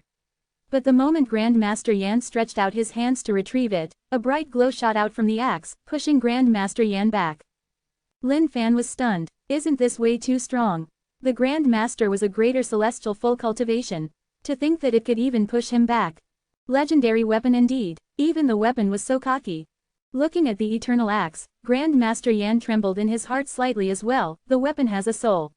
Seems like it has already recognized you as its master. Grandmaster Yan said, somewhat envious. Hee hee. Lin Fan laughed. He could see through Grandmaster Yan's look of jealousy and envy. After all, he had inherited a godly weapon. Translator's thoughts. Lam lam. Ha ha ha ha. Lin Fan is seriously shameless TTM. Cocky weapon lol. Chapter 189. Yours truly can see through your tricks. Chapter 189. Yours truly can see through your tricks. Great Hall. Are you really going out for training? Grandmaster Yan was truly somewhat reluctant now. Now that this fella had inherited the Eternal Axe from the founder ancestor, things would really be shish tty if he were to get himself killed outside or anything. But looking at Lin Fan's excited face, Grandmaster Yan knew that there would be little he could do to stop him. No, Grandmaster, I've been inside here for way too long. My cultivation base is now facing a bottleneck. I need a proper chance to break through it. Lin Fan said. He was a man meant to traverse this huge, vast world out there. How could he always stay within the sect? Furthermore, his strength had yet to reach its peak. Even though his life here was pretty comfortable, he was feeling the guilt of not doing anything about it. After all, if what happened to Saint Devil sect were to one day happen to Glory sect, he did not want to face the same regrets twice. In the past, he had not taken much heed to his cultivation base. All he cared about was having fun his own way. But now, he understood. Even while he was having fun, he needed his cultivation base to be increased. Grandmaster Yan knew that he had no way of convincing Lin Fan to stay. Hence he relented eventually. You can head out, but you can only leave tomorrow. Grandmaster Yan intended to use the time to go discuss with Wuya and the other senior elders. After all, Lin Fan was a treasure of the sect. They must definitely not have anything bad happen to him. Lin Fan glanced at Grandmaster Yan and eventually nodded his head. All right, then I'll leave the sect tomorrow. After all few more casual exchanges, Lin Fan left the Grand Hall with his Eternal Axe lobbed on his shoulders. Now that he had obtained this legendary weapon, he shouldn't be too humble about it. When it was time to show off, it was time to show off. He couldn't hide this weapon for the rest of his life anyways, right? On the way back to Nameless Peak, the disciples who passed by Lin Fan threw him a curious look. Junior Master, what a mighty-looking axe! A disciple exclaimed. Lin Fan chuckled, nah, it's nothing much. I just casually inherited it from the Grand Master's place. Huh, the disciples who heard his reply were dumbstruck. Grand Master, inheritance. Could it be that the Grand Master had already decided on the next Grand Master for Glory sect? But they were extremely puzzled as well. Since when was there a weapon to be gained from the inheritance? Could Junior Master Lin be pulling a fast one on them? Can we touch it, Junior Master Lin? Looking at the axe, they too were starting to get curious. Even though it looked normal, the axe was infused with a golden glow. Just the mere look of it was able to show that it was far from ordinary. Oh, no, you can't. The axe only acknowledges me. Even the Grand Master was repelled on trying to come close to it. For the sake of your safety, I would advise you to not attempt that. Looking at the envious look of these junior disciples, Lin Fan was extremely pleased. This was what life was all about. Whoa, hearing his explanation, all the disciples were wowed. Seems like only Junior Master Lin would handle such a treasure. That's right, not only did Junior Master Lin take first place in the genius sparring, he has now obtained such a godly weapon. It's our sect's good fortune to have someone like him. Listening to his junior disciples' praises, Lin Fan's ego had long been majorly inflated. I don't believe it. Just then, a hand stretched out from within the crowd towards the axe. Lin Fan looked around. Who was this fella? How could he be so impudent? Bam! The moment Lu Yan touched the axe glowed brightly and he was repelled backward. The surrounding disciples could not stop exclaiming in amazement. Who the hell is this fella? Junior Master Lin had already said that one should not touch it, and yet he had the guts to do so. Who knows? Junior Master Lin would never lie to us. This guy was asking for it for disbelieving Junior Master Lin's words. Perhaps he just wanted to leave a long-lasting impression in front of Junior Master Lin. But what he doesn't know is that Junior Master Lin treats all of us equally. Small tricks like these won't work on him. Lu Yan, who was repelled by the axe, stood up slowly, a trace of hatred in those peaceful eyes of his. This guy, Lu Yan, was the fella whom Lin Fan had disregarded while looking for a servant disciple to pluck his weeds. After countless months, with the help of his Mahesvara beads, Lu Yan had broken through from pre-celestial to a post-celestial and entered the outer sect disciples. You all right, junior disciple? Lin Fan asked. Lu Yan glared at Lin Fan and left. This guy, Lin Fan shook his head helplessly. He mustn't be too good of a man. After all, anyone who could not click with Lin Fan himself was naturally no good. What an arrogant fellow. Do you guys know who that is? How dare he be so rude to Junior Master Lin? He seems to be the servant disciple who was newly promoted as an outer sect disciple. Lu something. ... Lin Fan could not be bothered too much as he waved his hands. All right, let it be. Yours truly will be heading out of the sect for some training from tomorrow on. When yours truly gets back, I'll bring something good for you guys. Thank you, Junior Master. The disciples leapt in joy as they escorted Lin Fan back courteously. Reaching back to the nameless peak, Lin Fan kept his axe and began to rummage through his lockers and cupboards to pack. To keep me until tomorrow. That's impossible. Yours truly can easily see through such silly tactics of yours. Lin Fan had seen through Grand Master Yan's intentions of not letting him leave. If this had happened at the start, Lin Fan might have believed the Grand Master. But now that he obtained the Eternal Axe, he knew that it was definitely impossible. Even though their intentions might be to protect yours truly's safety, but it was godmn boring staying in the sect forever. How could one do without more knowledge of the world outside? Recalling back, how awesome the previous expedition from the sect to the floating snow peaks was. That leveling process was simply unstoppable. Amazing. Therefore, if they were to hinder him from heading out this time around, he'd fight them to the death for it. But thinking of Grand Master Yan and the other senior elders' strengths, Lin Fan knew that he had no chance. Lin Fan opened a suitcase and threw in some clothes and daily necessities, then he rushed over to Danding Peak. After all, one needed to be properly prepared before heading out. Lin Fan was now a celebrity at Danding Peak. Heading up, he was met with zero resistance. Sweeping every single herb he needed, Lin Fan headed back to Nameless Peak once again. He called for Kaiser Chow, Zhang Ergo and the other disciples, and gave them a briefing. He was going to be leaving for a while, and they were to take good care of Nameless Peak. Kaiser Chow was the most reluctant to watch Lin Fan go. But after Lin Fan's promise to bring her something good on his way back, she nodded her head happily. All right then, yours truly is going to head out now. Cultivate yourselves well and take good care of your little junior sister. Lin Fan waved and ran down the Nameless Peak. Halfway down, he toggled on his stealth mode and headed for the entrance of the Glory Sect. Translator's thoughts. Lamb. Wow, the back half of the chapter sounds so rushed. Is it me or does it feel as though Lin Fan had literally just gone out for the Snow Lion expedition? Ha ha ha. Chapter 190, Thinking Too Much is Costly Yet Again. Chapter 190, Thinking Too Much is Costly Yet Again. Well, junior brothers, here's the thing. Lin Fan had inherited the Eternal Axe from the Ancestor Founder's inheritance, and he's looking to head out of the sect for training. While training out of the sect is inevitable, the world isn't exactly peaceful out there. If anything untoward were to happen to him, Glory Sect would not be able to bear this loss. Grand Master Yan told his various junior brothers. Wuya and the rest looked at one another. They understood senior brother's intentions. After all, it was inevitable for one to head out to train one day. Now that things had come to this, he was naturally asking for their personal sacrifices as well. Fellow junior brothers, let's gather our resources then. I'll put out my smelt essence veil. This can block any attack that is below that of a greater celestial. With this, one can travel through Dongling continent without much worries at all. Senior Elder Wuya lifted his finger, and a red glow shone out, revealing a treasure like a cloak before him. Senior brother is generous indeed. Since this kid has gotten an inheritance from the founder ancestor, then I can't be stingy either. Let this heaven-devouring python be his companion then. The senior elder of Kusho Peak unveiled his robes and revealed a red snake coiled on his palm. This red snake was already close to reaching the prowess of its ancestor. Hence, it was extremely powerful. Now that the senior elder of Kusho Peak was willing to take this out, it truly symbolized his sincerity. Grand Master Yan looked at his junior brothers taking out all their treasures without any hesitation and was extremely heartened. Since Lin Fan had gotten the inheritance of the sect also had a duty to ensure his safety. The world out there was extremely treacherous. With these, at least he could travel without any worries. Even if he were to bump into a greater celestial opponent, he would stand a fighting chance.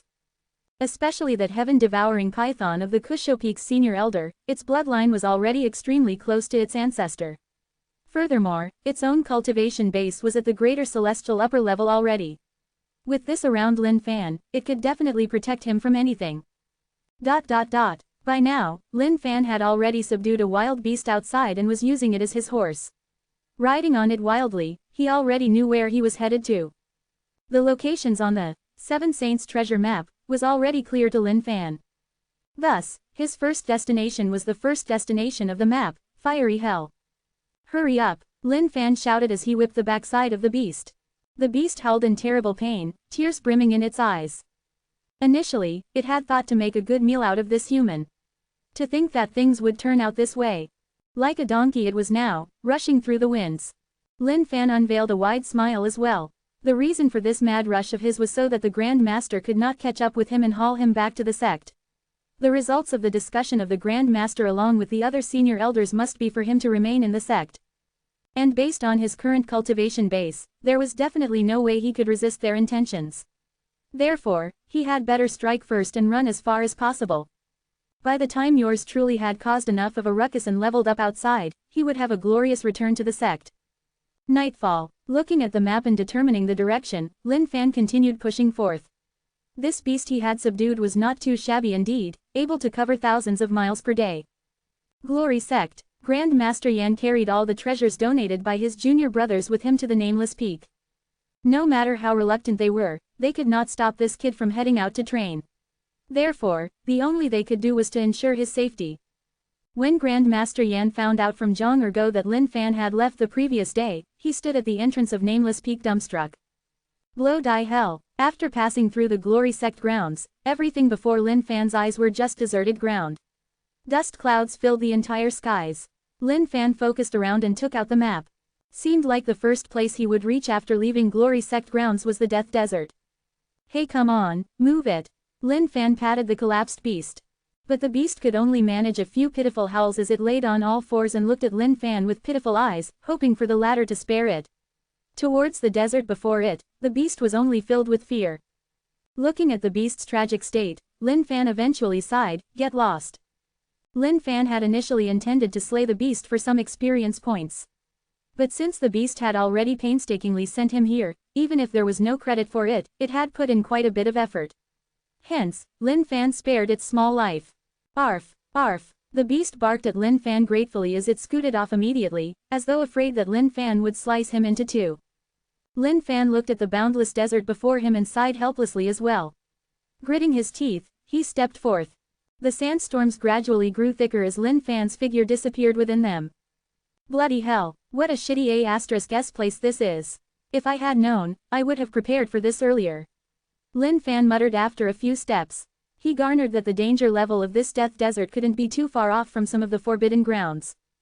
There were a bunch of weird-looking beasts around. Actually, they might not be even considered as beasts. Based on the sect's records of this place, the Death Desert was a place one must definitely cross to exit Glory Sect. Disciples below post-celestial cultivation base would find it hard to survive in this place. For the disciples' own training, they would only approach this place in groups. Just then, a gigantic gust blew the sandstorm towards Lin Fan's direction. Lin Fan held up the eternal axe in front of his face to block the sand from flying onto him. The ground before Lin Fan started trembling suddenly, as though there was something within it. Click, click. This sound, coupled with the howling sandstorm, made it difficult for one to differentiate whether it was part of the wind or a hint of danger. Just then, the ground before him sunk in as a gigantic centipede appeared suddenly. Its size was as big as a man itself, as its countless legs wriggled in the air while making the clicking sound with its jaws. Lin Fan was so shocked that he just tossed out the eternal axe immediately. Ding! Congratulations on defeating post-celestial upper-level beast. Ding! Experience points plus 100,000 feet. ... Upon hearing the system's notifications, Lin Fan both heaved a sigh of relief and broke out swearing. That scared the shit out of yours truly. Lin Fan immediately stepped forward to retrieve the eternal axe from the beast. Looking at the centipede-shaped beast, Lin Fan rolled his eyes. Asking for it. Even though this beast was weak, it made Lin Fan understand one thing: this desert was not for show, the dangers were real. Since all the beasts usually lived underground, it would be hard to react to their sudden strikes. If it weren't because yours truly was such a skilled man, he might have been in some danger. Within that same desert, a long, black figure grew bigger. By the time it grew clearer, one could make out that it was a convoy of people. Traversing in this desert, the convoy moved extremely slowly. Suddenly, a shout rang out from within the convoy. Translator's thoughts. Lamb. I totally laughed out when I imagined the Grand Master's dumbstruck face with crows flying around him awkwardly. Ha ha ha. Chapter 191. Something terrifying is happening. Chapter 191. Something terrifying is happening. The convoy moved slowly across the desert. Those slow-moving wheels of its carriages left long, trawling tracks across the soft sand. On both sides of the carriages were soldiers clad in black armor, riding beasts of their own. Within their hands were long swords reflecting off the sunlight, looking mighty and fierce. On the carriages were metal cages, holding few beasts within them. But those ferocious beasts all seemed exhausted and without any energy, as they laid within the cages despite the look of hatred in their eyes. While traversing the desert, those soldiers in black constantly surveyed their surroundings warily. But looking at the beasts within their cages, they let out smiles of their own. These were their biggest catch after a month. Our expedition this time round with our mistress has reaped us great rewards. I wonder what sort of price we could get for them, a soldier said while touching a deep scar on his shiny, black helmet. He was pretty joyous. Even though there were dangers, there were no casualties under the command of their mistress. And furthermore, they managed to capture these 6 post-celestial upper-level beasts alive, which was a great achievement. Riding on his beast, he came to the front of the convoy with a simple-looking carriage and greeted politely, "Mistress, we're approaching the entrance of the Black Gorge. Do take care." Beasts were not the only things to look out for in the Death Desert. One also had to keep a constant lookout for the presence of the sand bandits. The 14 sand bandits of the Death Desert were even more dangerous than the presence of the beasts. Yes, let everyone know to take care as well. From within the carriage came a soft, gentle voice, enough to captivate anyone's heart. The soldiers looked at the carriage respectfully, wondering within their hearts how a woman like her could exist. They wondered what sort of man could capture the heart of their mistress. Far in the distance, someone watched the group of black soldiers riding on their beasts. Ha ha, I've noticed them since a month ago. To think that they would bring in such rewards a month later.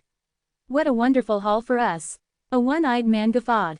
This man was the leader of the 14 sand bandits, Sha Dulong. At Paracelestial middle level, he was expert in 8 different skills. While each skill was of the yellow lower grade, their power was impressive. He was public enemy number 1 in the Death Desert. All of the other 13 sand bandits had their names starting with Sha as well. Sha Daoshan, Sha Mieshang, Sha Wuxing. These 14 sand bandits ruled the entire Death Desert. Not only did one have to watch out for beasts, they had to watch out for these guys. The 14 of them had no underlings. No matter where they went, all 14 went together. They could be considered the big bullies of the desert. There was once a master who wanted to exterminate these 14 vermin of the desert, but he was regrettably buried by these 14 instead. Ever since then, no one had ever proclaimed to get rid the desert of these 14. You guys can have the 6 beasts. I'll take the lovely young lady. Du Shalong laughed, as though everything was under his control. Ha ha, please let us have a go at her after you're done satisfying yourself, leader. I've yet to experience having a lady from the Gong family. Sha Mieshang, who was short and stumpy, licked his lips while smacking loudly. Deal. By now, the convoy had arrived at a place everyone had to pass through in the Death Desert. On both sides were gigantic stone cliffs, forming a gorge in the middle is the only path for anyone to pass through. Mistress, we're at the Black Gorge. A soldier stopped the convoy and said after surveying the surroundings carefully. The doors to the carriage opened up as a slim figure stepped out. Clad in white, she was not stained with a single bit of dust of the desert. Her hair were blowing gently across her forehead, yet not blocking out that peerless beauty of hers. However, on those gentle brows where a smile should belong was a slight frown as she surveyed this black gorge as well. "There's danger," Gong Bingye commented after a moment of observation. The black guard soldier was stunned at his mistress's words, and commanded the rest of the soldiers to make preparations for battle. "Ha, indeed, she's not the smartest lady of the Gong family for nothing. Just one look and she could tell about the dangers within." Just then, 14 figures began sliding down from the cliffs. The beasts they were riding on were stationed above the cliffs, growling and looking below with vicious eyes. The 14 sand bandits. The faces of the soldiers changed at the appearance of these people. Apparently, the 14 sand bandits were not unknown to them. "Gentlemen, we know of the rules. We can leave our valuables, but could we bring the 6 beasts along with us?" The soldier guard who was standing beside Gong Bingye called out. He knew that with the appearance of these 14 sand bandits, it was impossible for them to kill their way across. Du Shalong laughed and rubbed the eye that was blind. "Leave your valuables. Leave the beast. Leave the beautiful girl as well. The rest of you can scram." The black soldier guard's face changed, somewhat angry. He then calmed down and continued, "This is a mistress of the Gong family." Before he could finish, Du Shalong interrupted, "HMPH. What your father, me, is hankering after is that young mistress of the Gong family. BL***** hell, my eye was blinded by your who knows what head of the Gong family. At least that old man died here as well.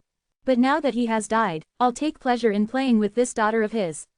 Du Shalong laughed evilly, and his other bandits followed suit. "Mistress, I'll hold them off while you make your escape. We're no match for these 14. The black soldier guard said. Gong Bingye looked at the 14 of them, hatred was evident in her eyes. Now, little beauty. You don't have to look at your father with such eyes. That displeases me extremely, but don't you worry, I'll let you know what pleasure is real soon. I guarantee you'll think back about it in happiness." Du Shalong laughed frantically. To Du Shalong, the most frustrating thing in his life was losing his eye to that old fogey of the Gong family. Back then, the head of the Gong family had plotted to rid the death desert of these 14 sand bandits, and had come along with his men. During the battle, he pierced through Du Shalong's eyes with one finger. But Du Shalong managed to lure him to a secluded area and had him devoured by a desert beast. Now that this young mistress of the Gong family had appeared, Du Shalong had to have her suffer thoroughly as vengeance for what happened. Just then, Gong Bingye squinted her eyes and drew her long sword. Du Shalong waved his hand forward, shouting, "Kill all the men. Keep the women." The rest of the bandits roared and rushed forward, drawing their weapons. Suddenly, the beasts on top of the cliffs started howling frantically before dropping off the cliff one by one. Once they landed, they scurried off as quickly as they could in all directions, as though something terrifying was about to happen. The 6 beasts within the cages started howling as well, as they banged their heads against the cages, frantically trying to get out of it. Everyone was dumbstruck. What's happening? Looking at their riding beasts running off, the bandits were roaring angrily as well. But these beasts ran off in a frenzy and would not listen to any commands. In fact, some of the beasts could not find anywhere to run off, and chose to slam their heads directly against the walls, committing suicide. "Mistress, what's up with the beasts?" Gong Bingye's beautiful face let out a frown as well. Opening her petite mouth slightly, she shook her head. Suddenly, the earth trembled, and the cliff walls vibrated intensely. FCK. Slow down. Translator's thoughts. Lam. Trivia. The sha in their names is actually the word for sand in Chinese. Interesting, isn't it? Haha.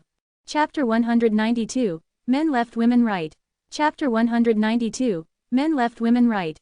Just then, the masses were in a shock. They were looking at that stone-hardened cliff, which was vibrating as though something was going to pop out of it.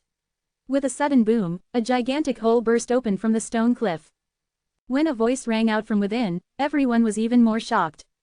BL***** hell.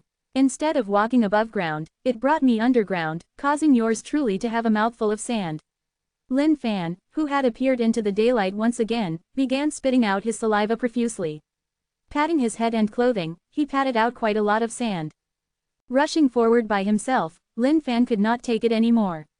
Thus, using the beast-taming skill in his whip, he subdued another sandy beast from the area.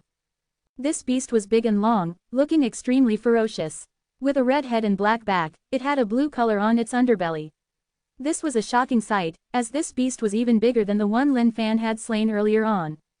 But to Lin Fan, the size of the beast did not matter, as long as he had something to ride on. With his whip which brought love to its victims, the beast was shamefully subdued by Lin Fan. As the sand clouds from the opening of the hole started clearing, 2 claws appeared as the beast slowly crawled its way out. Lin Fan grasped one of the 2 sharp horns of the beast and shouted out, "Whoa whoa, calm down. Calm down. That's the Bezu Sky Dragon." Just then, someone from the convoy shouted. Gong Bingye looked at the ferocious beast before her as a chill shivered down her spine as well. The Bezu Sky Dragon was the king of the desert, where countless men had died under it. Especially this one, whose head was red with a black body. It was evident that this was extremely close to being an adult matured beast. In case of adult Bezu Sky Dragons, wings would sprout from their backs. By then, they would be unrivaled in the entire desert. When the crowd saw someone seated on the Bezu Sky Dragon's head, they were dumbfounded. This was the first time they had ever seen anyone subdue a Bezu Sky Dragon. The 14 bandits looked at one another. They now understood why their riding beasts ran off hurriedly just now. They had sensed the presence of the Bezu Sky Dragon from far away. Sha Dulong did not dare to move an inch. He did not know who this mysterious person was nor why he was here. He knew clearly that just the Bezu Sky Dragon alone was enough to decimate his entire group, let alone the mysterious man who could tame this beast. Sha Dulong was not the only one who did not dare to make a move. Gong Bingye as well did not dare to move carelessly. The Bezu Sky Dragon curled up on the ground with its upper body straight up, multiple claws retracting in the air. Looking at these human beings, it let out a slightly ferocious look. But the moment it thought of Lin Fan who was on its head, it calmed down. Looking left and right, Lin Fan caught sight of 2 different groups of people. Surveying the surroundings, he was puzzled. Where the hell had this beast brought him after tunneling through the ground? "Who are you guys?" Lin Fan stood up and flicked back his long hair. Hands behind his back, he once again exuded the air of a peerless master. The masses below looked at Lin Fan. He was so damn young. But they could tell from his demeanor and aura that he carried an air of elegance, strength, and stability of a man who had seen many things in this world. "Senior, I am Gong Bingye, a member of the Gong family of Mo City." Gong Bingye stepped forth and clasped her fists together in a polite greeting. Looking at Gong Bingye exchange greetings with this mysterious man, Sha Dulong started to panic. They were bandits with a notorious name. With Gong Bingye's attractive demeanor and this mysterious man's youthfulness, wouldn't things go against them? If Gong Bingye insinuated anything flirtingly, wouldn't the mysterious man just slay all of them to please her beautiful self? Sha Dulong had half a mind to run off, but the Bezu Sky Dragon stared at them fixedly with its glass red eyes, rooting them on the spot. "Senior, these are the 14 sand bandits of the Death Desert here. Notorious and villainous, they have killed countless of innocents. Today, they have stopped our convoy in the hope of robbing and killing us." Gong Bingye remained calm as she reported the happenings clearly. Now that this mysterious man had appeared, perhaps he could finally exterminate these vermin. Lin Fan stood on top of the dragon and carefully observed both groups of people. After hearing the words of this beautiful maiden, he did have a thought of assisting her with exterminating these men. But what sort of a man was Lin Fan? Was he someone who could be charmed so easily by any woman? If he were to do as he was told by this woman, could he still be considered a man with his own character? Furthermore, he was a man with an objective. And this Bezu Sky Dragon here was not helping too much with its way of traveling. Burrowing up and down under the ground, who the hell could stand it? Lin Fan had no idea how much sand he had swallowed along the way here. "Senior, we're just trying to make a living here," Sha Dulong shouted out immediately. That's right, that's right." The other bandits echoed in unison. When they saw this senior take out a gleaming axe, they were extremely horrified. Gong Bingye, on the other hand, let out a slight smile. By the looks of it, this senior was ready to exact justice for the masses. But just then, everyone on both sides shouted out in shock. They could not understand what had just happened. Why did the mysterious man kill the Bezu Sky Dragon? Didn't he tame it perfectly fine? Ding, congratulations on slaying Paracelestial middle-level beast. Ding, experience points plus 300,000 feet. Gleaming brightly, the axe split the Bezu Sky Dragon's head cleanly into 2. Lin Fan was also extremely pleased in his heart. He could naturally not let such a beast go free. BL*Adi hell, Paracelestial middle level. That was a sh*T ton of experience points. If he were to let it go this easily, then he could forget all about leveling up. Both sides of the masses started to shudder. What a vicious man. That was a Bezu sky dragon. Countless people would wish and dream of being able to tame a Bezu sky dragon. But this man here had just slain it without hesitation. This. Lin Fan lobbed the eternal axe over his shoulders and pointed at the crowd commandingly. My apologies, this is a robbery. Line up properly, ladies and gentlemen. Lin Fan did not want to say anything more.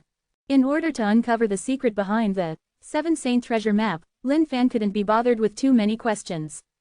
By the looks of it, Lin Fan would have to cross many cities and lands before he could arrive at the secret. Therefore, he needed to naturally make the appropriate preparations for himself. Looking at both sides, these men here were bound to be rich FCKS. How could he just let them go just like this? On one hand, it was a convoy of businessmen. The other hand, bandits. Both sides were bound to be rich. What? Everyone was taken aback in disbelief. Especially Gong Bingye, her petite lips quivered. Senior. Hush, no more nonsense, please. Hurry the hell up, men on the left and women on the right. Lin Fan waved his axe. The ripping sound made by the axe was enough to have them utterly terrified. Translator's thoughts. Lamb. Wow, this development, ha ha ha. I swear I could not have expected this in 1,000 years. I thought it was time for him to arrive at another city for another arc. But who knows, ladies and gentlemen. That's Lin Fan for you. Ha ha. Chapter 193, Touch for yourself if you do not believe. Chapter 193, Touch for yourself if you do not believe. With the giant axe lobbed on his shoulders, Lin Fan looked at both sides as though he was reviewing troops. He frowned. What, did you guys not catch my words? I said men on the left and women on the right. You guys better get your sh*t together. Did these guys think that yours truly was joking about this? Lin Fan could admit that the young lady was pretty attractive.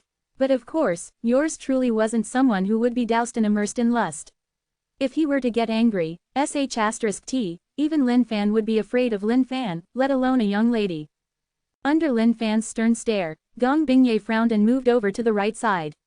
The 14 sand bandits were hesitating at first as well.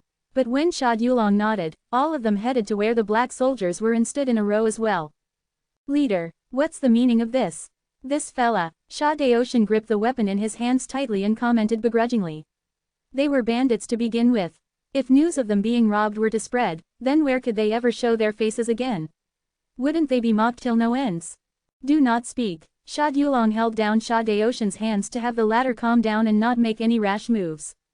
Sha Dulong observed Lin Fan keenly, hoping to find some traces of his strength or power level. He had to find out just what cultivation base this man was at. But to be honest, the moment this man had struck down the Bezu sky dragon in one fell swoop, he knew that this wasn't a man they could trifle with. He looked at Gong Bingye, who stood like a lone wolf on the other line, and let out a smug smile as well. Standing on the right side, Gong Bingye's heart and mind were turning rapidly. She was trying hard to come up with a plan to have this mysterious man stand on her side. It was fine if they were to lose all their valuables. But the important thing was having all of them get out of this place alive. Suddenly, Lin Fan beckoned over one of the black soldiers who was stumpy and short. The black soldier was somewhat nervous at being called out. But eventually, he clinked and clanked and made his way slowly over with his heavy armor. Go retrieve all their storage sacks and hand them to me. Lin Fan ordered with dominance. Yes, the black soldier did not dare to disobey this man. He then moved on to start from the first of the men. All of you had better be honest and clean about this. If I catch anyone trying anything sneaky, let's just say that my axe isn't a vegan, buddies. Lin Fan said in a threatening voice. This was his first attempt at an actual robbery, unlike what had happened in Kangling Continent. By the looks of it, robbery was the best way of amassing wealth. And of course, robbery could even help in reaping some unexpected benefits at times. Who knew, he might be able to find another treasure just like the 7 Saints treasure map. He had obtained this treasure map by pure chance back then. But of course, he couldn't let any of these chances pass him by just like that as well. Sigh, buddy, hand them over to me. The black soldier who was in charge of confiscating the storage sacks looked at his comrade helplessly. His buddy took a look at him and relented, handing over the storage sack. At least these black soldiers were honest about it and handed their stuff over without much hassle. But the same could not be said for the 14 sand bandits. Sha Daoshan took a look at the stumpy black soldier and his eyes flashed with hatred. He then took out a storage sack and tossed it over to him. Whoa, whoa, whoa. Hold up there. Lin Fan walked over with his eternal axe. Come on, robbers with just one storage sack. Are you taking yours truly for a fool? Lin Fan stood in front of Sha Daotian and sized him up and down. As though he could sniff the treasures this guy was holding on to, he called out, come on, come on. Out they come. Sha Daotian was feeling extremely indignant. Bloody hell, they were bandits who had spent their entire lives robbing others. To think that they would be robbed today. This guy was being too impudent. Even a bandit had the dignity of a bandit. But this guy was trampling all over their dignity like nothing. Intolerable. I'll fight you. Just then, Sha Daotian's true energy vibrated out and infused in the saber he was holding in his hand, chopping down towards Lin Fan's neck. Stop, second brother, Sha Yulong shouted, but it was all too late. Lin Fan looked at Sha Daotian's enraged face and admired it. Not bad, not bad. But in the end, not bad, was the highest praise he could give. Bam! At that moment, the skies quietened down. Sha Daotian remained in his same stance, with his true energy rumbling and his aura explosive. The look of him with the saber cutting down was still awe-inspiring, with a look of resolution in his eyes. But just then, the saber dropped onto the floor with a loud clang. His expression changed rapidly as his entire face shrunk into a terrible pain. Those bulky arms of his stretched out, along with the 5 fingers of each hand. In the end, he collapsed onto the ground, all 10 fingers covering his crotch. A painful and loud yell pierced the clouds straight up in the skies, sending a vibrating shockwave. Ding! Congratulations on defeating Paracelestial lower-level bandit, Sha Daotian. Ding! Experience points plus 200,000. More experience points and treasures can be obtained by finishing the kill. Ding! Ball kicking, experience points plus 10,000. Listening to the notification of the system, Lin Fan was filled with pleasure. Furthermore, that kick was extremely on point. Second brother, Sha Yulong called out. His face was filled with worry. But beyond that was also a hint of fear. His second brother was of a paracelestial cultivation base. But to think that he was defeated by a single kick. By the looks of it, this man was definitely pretty strong. Clean up your act, guys. Clean it up. If not, you'll all experience the same ending as this guy over here. Lobbing back his axe, Lin Fan's expression was calm as ever.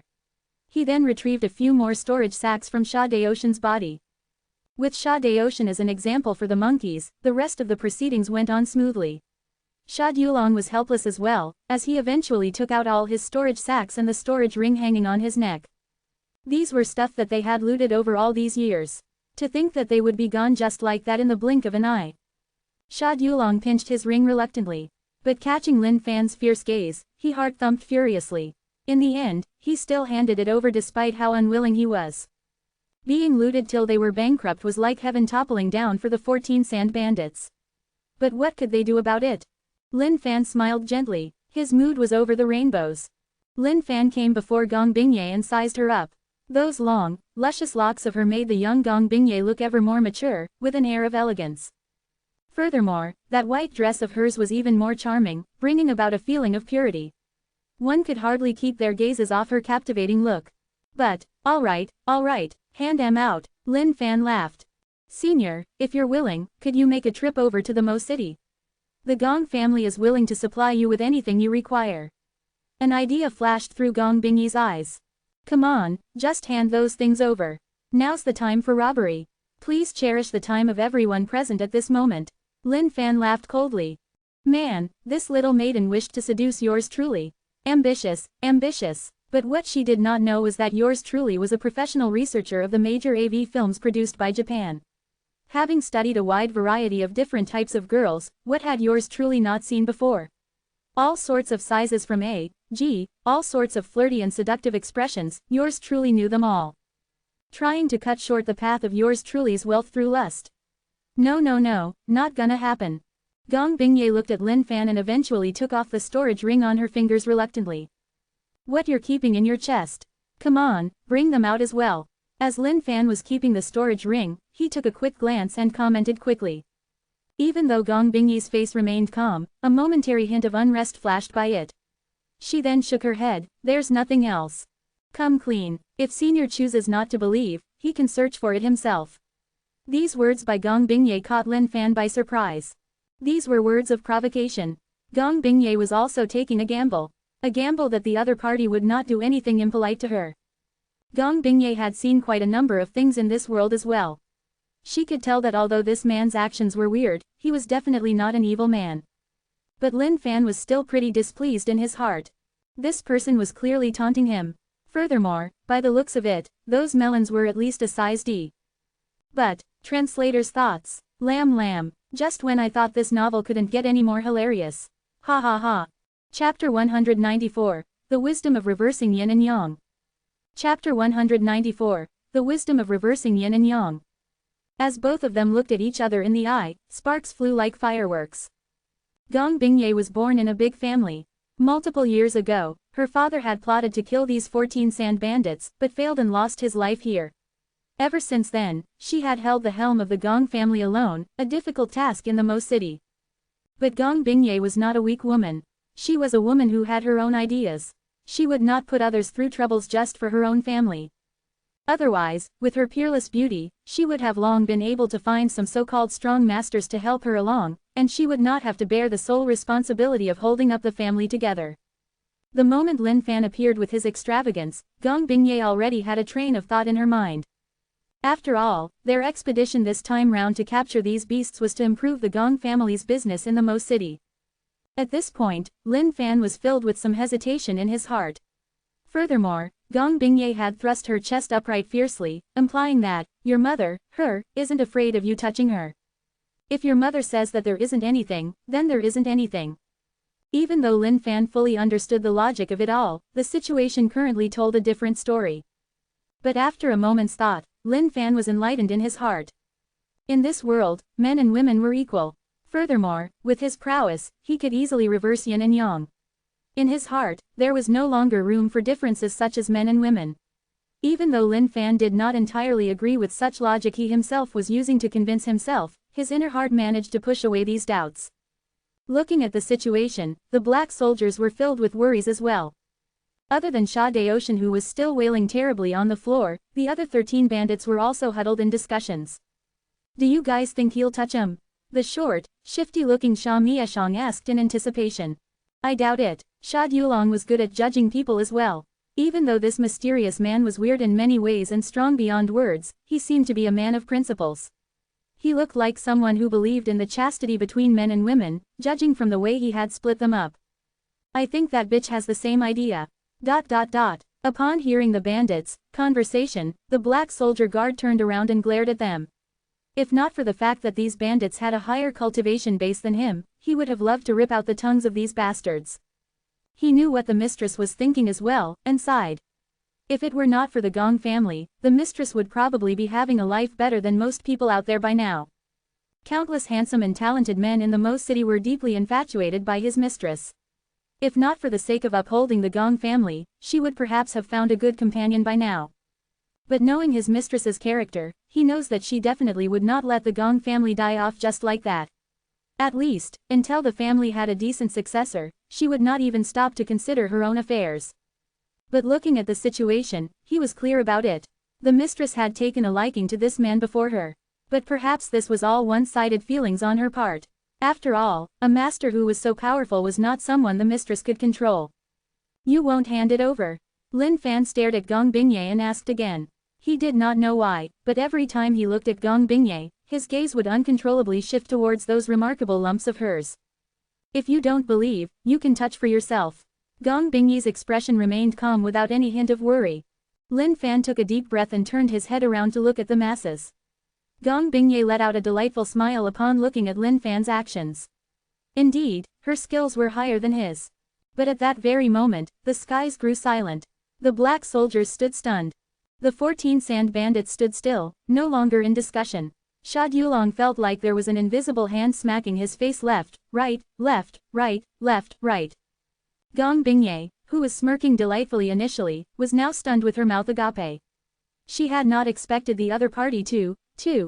Within Gong Bingye's clothes, a hand swerved its way around masterfully, wriggling like a serpent. It was cool yet warm at the same time, feeling her peaks up and down, up and down. Just then, Lin Fan felt his hands come across a peculiar protruded spot. Thus, he gave it a gentle pinch. Ah! Gong Bingye's face flushed red with fury like a tomato, especially when she let out a soft moan uncontrollably as Lin Fan pinched that spot. To Gong Bingye, that was an unbridled hand, moving unrestrained beneath her clothing, roaming and caressing freely. At every touch of that warm hand against her ice-cool skin, it was like an electric current, shocking her completely. Gong Bingye was furious, and wanted to voice out to complain. No rush, no worries. I'll be done in a jiffy. Lin Fan frowned. Like a blind man looking for his way around, Lin Fan roamed all around. Finally, a smile appeared across his face. Found it. Without any hesitation and a tight grip, Lin Fan pulled out whatever was hidden beneath those clothes. Gong Bingye's face changed. She felt a string on her neck falling gently. That was. What's this? Lin Fan found himself holding on to a weird thing. It looked like an undergarment. It was pink, and there was a light fragrance exuding from it. You can have this. I'll take this. Lin Fan tossed the undergarment back to Gong Bingye without looking, and in his hands remained a storage sack. His face revealed a gleeful smile. See, told ya, come clean with it. How could there be nothing? Speechless now, aren't you? Lin Fan said as he revealed a delighted laugh while stuffing the storage sack into his own sack. But when he turned around towards Gong Bingye, he suddenly realized that this young lady's face was as red as a tomato. It couldn't get any redder. Lin Fan finally realized. No wonder. Even though he had been enlightened, these people before him were common folks who were still lost on the path of life. Of course, they wouldn't understand the logic he understood. He focused his gaze and looked at Gong Bingye, whose face was flushed red out of anger, or whatever he did not know, and said seriously, remember, on the path of martial arts, yin and yang are reversible. Therefore, the idea of men and women is only an idea for the common masses. Since yin and yang could be exchanged, there is no longer a difference between men and women. Alright, yours truly is only here to rob, not to kill. You guys can leave. Lin Fan flicked his robes, hands behind his back. His face was calm, as though everything that had happened was extremely normal and casual. Gong Bingye looked at Lin Fan furiously. She was so angry that she could barely breathe. How could there be such a shameless man in the world? You. Staring at Lin Fan, she got so worked up that the next thing she saw was darkness as she fainted over. Lin Fan shook his head with a face of disappointment. Seemed like deep truths of the world and logic such as these could not be understood this easily by the common man. He then looked at the black soldier guard and said, "Sai, take her away." The black soldier guard glared at Lin Fan, then at his mistress, and could only leave helplessly. Even though he was filled with hatred, he knew that there was no way he could match up with this man before him. The 14 sand bandits looked at Lin Fan, shocked within their hearts as well. Indeed, one could never judge a man from his appearance. To think that there existed a mysterious man who was even more shameless than they were. He could even speak nonsense out of thin air. Translator's thoughts. Lamb. For those of you wondering what the undergarment looks like, it's just a thin cloth made of silk that covers the belly and chest area for women in the ancient times. I took a quick Google for you guys, but somehow I have no idea why, but modern people are selling erotic versions of it. Okay, see no evil, hear no evil, speak no evil. You guys heard nothing from me, nope. Chapter 195, Forming his new squad. Chapter 195, Forming his new squad. Reluctant as they were, the Gong family convoy headed off.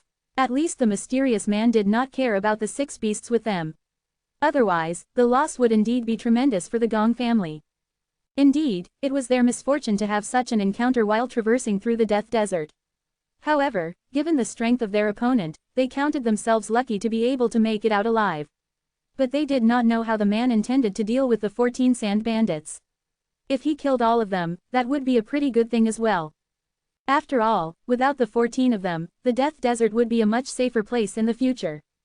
Looking at the Gong family's departure, Lin Fan let out a sigh of relief. Phew, what reversing yin and yang, non-differentiating men and women. It was all a huge load of bullshit on his part. If any of those were true, then he wouldn't even be looking at Gong Bingye's marvelous peaks all the way. But coming to think of it, one could hardly place the blame on him. After all, Gong Bingye was the one who had provoked him in the first place. As a man, how could he be pinned down by a mere woman? For someone like him who was going to reign at the top of the world one day, this would be a smudge on his past. The 14 sand bandits before him began to stutter, please spare us, senior. If they were to pick a fight with someone out of their league and be squashed to death as ants, they'd acknowledge that as fate. But right now, all Sha Dulong wanted was to retain their lives.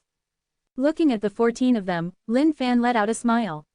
Looking at his smile, the hearts of all 14 of them thumped furiously. Was this man thinking of killing them off?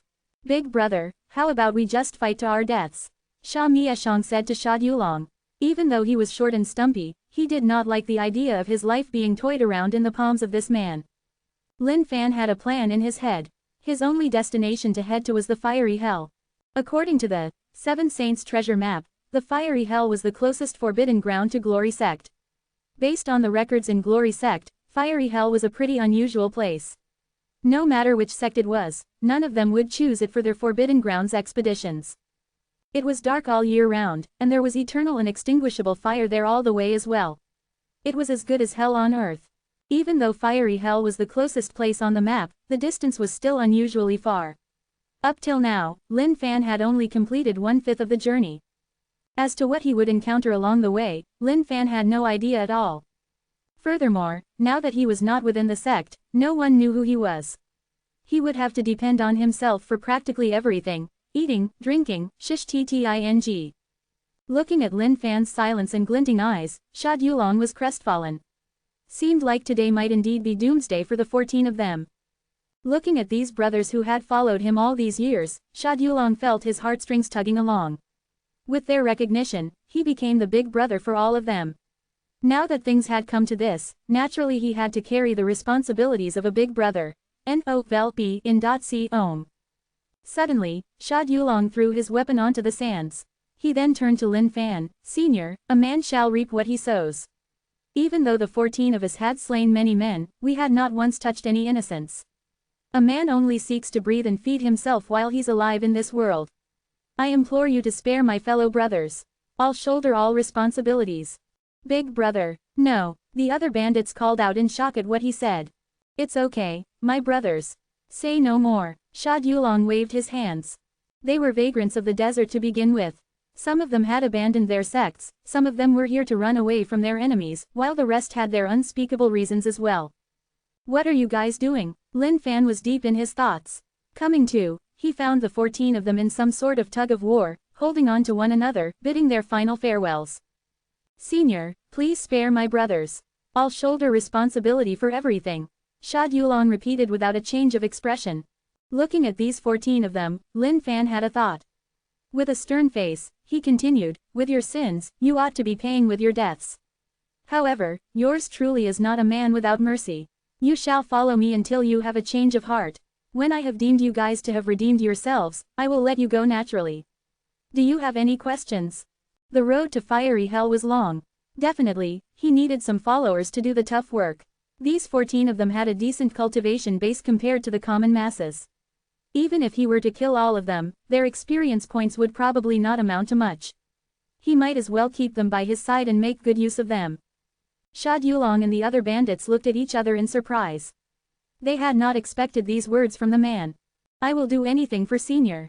Sha Yulong kowtowed without any hesitation. Looking at their big brother, the other bandits followed suit. Sha Yulong was ecstatic at this point. He had not expected the other party to take them in. This was not what he had imagined. To them, this was like a gigantic gift from the heavens. If one were to submit to another, one would have to consider the other's position and power. This guy before them was evidently Adi strong. They were in luck to be able to follow him. Yes, rise then. Lin Fan nodded his head, satisfied. At least these guys were tactful and knew their places. Otherwise, he would just slice them up in an instant. Now, let yours truly ask you guys. Fiery hell, do you guys know about it? Even though the records back in Glory Sect were pretty detailed, they were written a long time ago. Things might have changed. Since the 14 of them were out here for so long, they should probably have an idea or two. Senior wishes to head to fiery hell? Sha Yulong asked, astounded. Yes, yours truly has some matters to attend to over there. Why, is there anything wrong? Lin Fan looked at Sha Yulong's frightened look as though there was something wrong. Senior, no one dares to enter the fiery hell. Hearsay is, a beast which was covered in flames had entered the fiery hell a year ago. Wherever the beast passed by, they were all left in flames and char. Many sects had sent their disciples over, but most of them ended up injured or dead. No one knows if the beast is still residing within the fiery hell. I see. Tell me more along the way. Lin Fan nodded his head. Such news were indeed important to Lin Fan. But at the same time, it pissed him off. Why was the first place he headed to already so bl**oddly dangerous? A beast covered in flames from head to toe. What sort of beast was that? It was not even recorded within the Glory Sect's records. Along the way, Sha Yulong continued to update Lin Fan on what he knew about fiery hell. Even though he himself was not sure of some facts, it was still crucial for Lin Fan to know nevertheless. From Sha Yulong's mouth, Lin Fan also knew about the past of the bandits and the Gong family. It was unfortunate that the head had died within the Death Desert. The Gong family head's cultivation base was way higher than the 14 bandits. But because he was overly extravagant, he attracted the attention of a strong beast within the Death Desert and met his end there. And because of that, Sha Yulong lost one of his eyes to the beast as well. He had only escaped barely. But in their line, they had to make their achievements known in the world for the sake of notoriety. Hence, they proclaimed to the world that they had taken down the head of the Gong family. Translator's thoughts. Lamb. Well played boys, we have our new Jonger go here. Chapter 196, Supreme Being Tokens Shard. Chapter 196, Supreme Being Tokens Shard. November LBJNN. Mo City. This was a city which lied between the Death Desert and the Du River. It was lying on the fringe of the Dasheng Empire of Dongling Continent. Controlled by a few key families, this city was not interfered with by other sects due to its proximity to Glory Sect. In front of the entrance of Mo City, which was formed by 3 arches, a convoy was slowly approaching from the distance. Mistress Gong's convoy has returned. A guard who was watching over the gates shouted, attracting the curious eyes of many. Since the city was controlled by 3 families, the guards watching over the entrance were naturally also sent by all 3 families. Even though everything seemed peaceful on the surface, the tension was strife beneath. Upon the return of the mistress of the Gong family, the guard sent by the Gong family was naturally excited. Since they returned safe and sound, the rewards reaped must definitely be fruitful. As the convoy approached, the crowd gathered at the entrance grew larger in size. When they caught sight of the 6 cages dragged by the convoy, everyone was excited. That's a post-celestial beast, the Red Bull. To catch 6 beasts in just a month, the Gong family is way too strong. The crowd surveyed the beasts excitedly. Even though they were pretty lethargic in their cages, these were definitely real post-celestial beasts. Not only were these beasts ferocious and strong, but their meat and skin were also all precious treasures. Some of the martial artists within the crowd began to touch the valuables in their storage sacks excitedly, with a look of thirst in their eyes. The Gong family would definitely auction these out. They must definitely get their hands onto these treasures. Now, these 6 post-celestial beasts were those that Lin Fan gave no sh*t about. But to these casual martial artists, they were priceless treasures which they could not wait to get their hands on. The black soldiers of the Gong family are getting more and more fearsome. Look at their faces. That calm look, that killing aura, it's enough to send one's heart thumping. That's right, look at them. Stern and serious, not a single one of them is smiling or cheering over their return with the 6 beasts. To just attain this mental state is something I can only wish for. I had thought that the Gong family was done for with the death of their head. To think that the Gong mistress could uphold the family so firmly. Listening to the praises of the crowd, the black soldiers could only try their best to hold in their tears. How could they even cheer up? Not only had they bumped into the 14 sand bandits along the way, but they were also stopped and robbed by a mysterious man. Other than these 6 beasts, all of them had not a single valuable left on them. It was a tragic incident indeed. After taking a look at their return, some people within the crowd left silently. These guys had to head back to their respective families to report on this.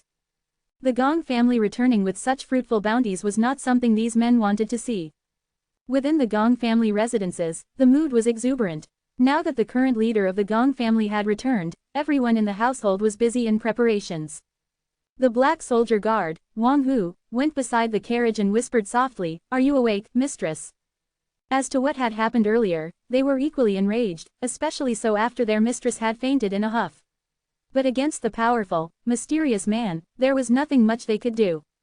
The seconds and minutes passed by. Members of the Gong family household were puzzled. Why was their head not coming out? Was something wrong? The mistress is tired out over this expedition and had fallen asleep in the carriage. Take away the 6 beasts. Wang Hu ordered. The Gong family household did as told, discussing excitedly about these 6 beasts as well. As the sun set, the skies gradually darkened. At the Mo City entrance, a group of figures appeared in the distance. Don't you guys need to put on any disguises?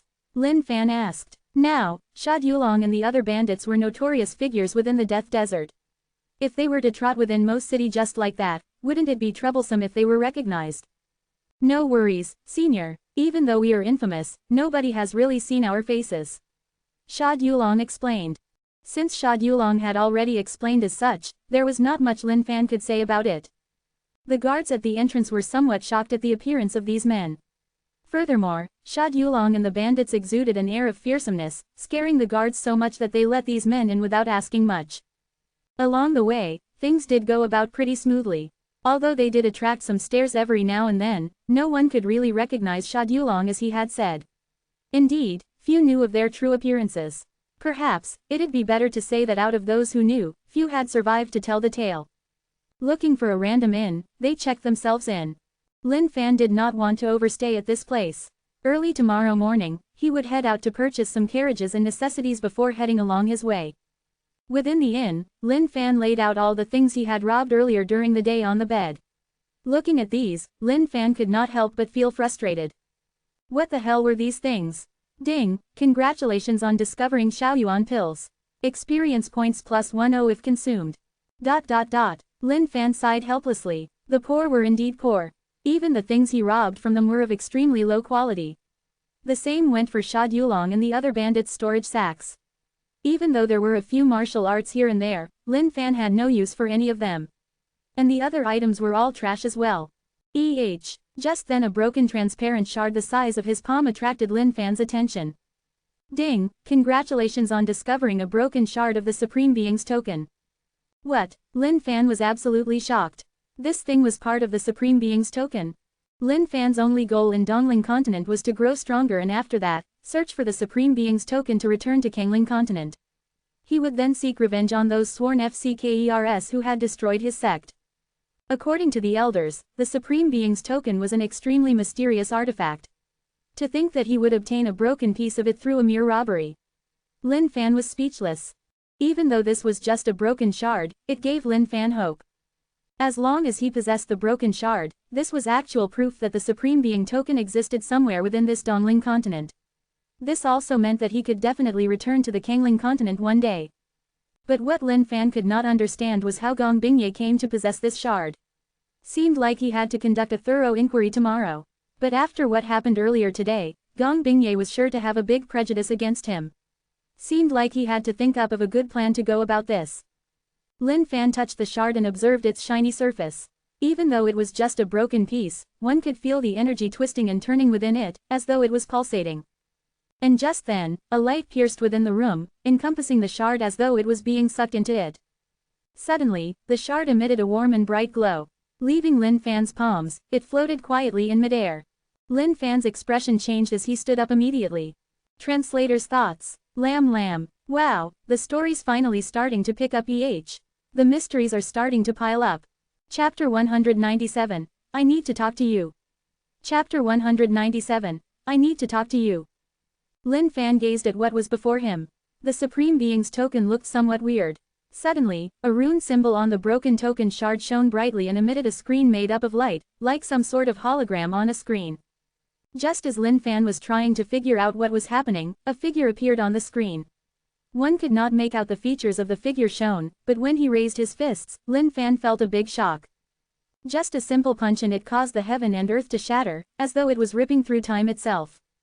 What power! But just as Lin Fan tried to continue watching, the broken token shard darkened and dimmed, and the figure disappeared along with the screen. Lin Fan stood where he was dumbfoundedly. The only thought on his mind was the earth-shattering blow by that person. How could a simple fist like that be so mind-blowingly strong? Lin Fan picked back up the token shard and examined it carefully. The light screen had appeared through this rune symbol on a corner of the shard. Lin Fan took the shard to the window and shone it against the moonlight, hoping to watch the scene again. But disappointingly, there was no reaction. In fact, not only was there no light, the shard did not even move or vibrate. Lin Fan was extremely frustrated. This shard was bound to be something important, and so was the scene shown earlier. But because it was so hasty, he did not even have time to comprehend what was happening or learn more about the punch. Even weirder was the fact that even as the light screen showed up, the system did not notify him of anything. Could it be that the meaning behind the system's silence was that he had to understand the skill behind that simple punch all by his own wisdom? Lin Fan only understood one thing. If he had to describe the punch in 2 words, those would be, FC King Strong. So be it then. If the system would not help its owner to learn how to throw that punch, Lin Fan was sure that with his innate potential, learning such a simple punch couldn't be anything that difficult. But the prerequisite was that he had to watch it once more. Even though the punch seemed slow, it was actually pretty darn fast. In the blink of an eye, it disappeared just like that. Holding on to the token, Lin Fan tried infusing it with his true energy. Whether or not this would work, he did not know. This was just a random idea that came across his head. But if infusing it with true energy wouldn't work, then he didn't know what else he could do. Lin Fan could feel the true energy from his body slowly seeping into the token shard. As time passed, Lin Fan's confident look turned into one of astonishment. The true energy within his body was almost entirely depleted. Lin Fan wanted to stop this transfer, but the token shard was like a leech, profusely sucking all the true energy out of him. Mother *CKER. Was this shit going to suck yours truly dry? Without hesitating, Lin Fan burned a flame with his free right hand while holding the token shard in his left. Throwing a large bunch of medicinal herbs within the flame, a series of high-quality true energy replenishing pills were concocted, each the size of a rice grain. Lin Fan then tossed all of them non-stop into his mouth. The moment they entered his mouth, they formed a long stream of true energy like a river, slowly replenishing the lost true energy within Lin Fan's body. But even so, the rate of replenishing was far from the rate of it being sucked by the token shard. As though it knew that Lin Fan was replenishing his true energy, the token shard sucked even harder and stronger. FCK. Yours truly will fight you. Lin Fan was entirely enraged by this point. BL*Adi little token shard. How dare it be so impudent? Did it take yours truly as a weakling to bully? Pills through thought on one hand, cultivating pills within his body on the other. Lin Fan was multitasking heavily at this point. As the flame burnt on his palm, the furnace within his body burnt as well. Lin Fan tossed every single medicinal herb he had gathered before leaving the sect into both of these flames. This way of cultivating pills on both ends was incredible indeed. This was something Lin Fan had never tried before. But he was pushed to a corner by this BL*Adi token shard. The large number of pills being culminated together formed a crystallized river as it continued coursing through Lin Fan's body but ending up all within the token shard. Even as the supply of medicinal herbs depleted readily, the sucking power of the token shard did not decrease. Lin Fan was starting to panic. Was he really going to be sucked till he was only a skeleton? When the last pill was consumed entirely, Lin Fan immediately took out the eternal axe. If this *T were going to carry on, yours truly would amputate his own arm. Even though Lin Fan loved himself a lot and would never self-harm, at this point in time, he could only think of keeping himself alive. He refused to believe in all the bullshit he had read in novels. What nonsense about having the tides turn at the very last second, waiting for some bullshit miracle to appear. He was not that dumb. As soon as he was reaching the final end of his true energy supply, Lin Fan would not falter. There was no way he was going to be killed by this token shard. Following the rapid depletion of his true energy, Lin Fan started to sweat profusely. He gripped his eternal axe tightly. Mother *CKER. This is it. Just then, Lin Fan's eyes flashed with resolution and determination. The moment he swung down the eternal axe and was about to amputate his own left arm, the sucking power of the token shard disappeared entirely. Lin Fan was shocked and braked to a halt immediately. The eternal axe was barely a hair's breadth away from his arm when it came to a stop. Phew, phew, phew, that was way too close for comfort. Lin Fan picked up the token shard and threw it on the ground, cursing and swearing at it. Just you and you think you can kill yours truly? You nearly caused me to be a one-armed hero, you *TCH. Lin Fan made a resolution in his heart. Unless he was fully prepared next time, he would not dare to take such a risk any longer. Lin Fan then sat down cross-legged into his cultivation state. After he finally recovered all his true energy, he picked up the token shard and placed it under the shine of the moonlight once more. Under the encompassing moonlight, the token shard once again regained its glow and shot out the beam of light once more. This time round, Lin Fan focused with all his attention. He must comprehend every single thing about this punch. Once again, the figure which appeared punched slightly. But that single punch shattered the heaven and earth, leaving nothing behind. Lin Fan frowned. Even though this was his second time watching it, he understood Jack's tea. He put it under the moonlight once more. The figure appeared once more. The third time, Lin Fan had an inkling of what was happening, but he could not figure out the most crucial aspect of it. The fourth time, Lin Fan was puzzled. Somehow, there seemed to be something different about the figure. At first, his features were expressionless. But somehow, it seemed to be getting impatient now. This time round, Lin Fan had some sort of an understanding, but he still could not fully understand. The fifth time, the figure stood in the moonlight and did not move. Perhaps it was running short on true energy, but the figure only moved after retarding for a moment. Lin Fan still could not understand anything. Lin Fan was starting to doubt his entire life. Was he so bad at comprehending skills?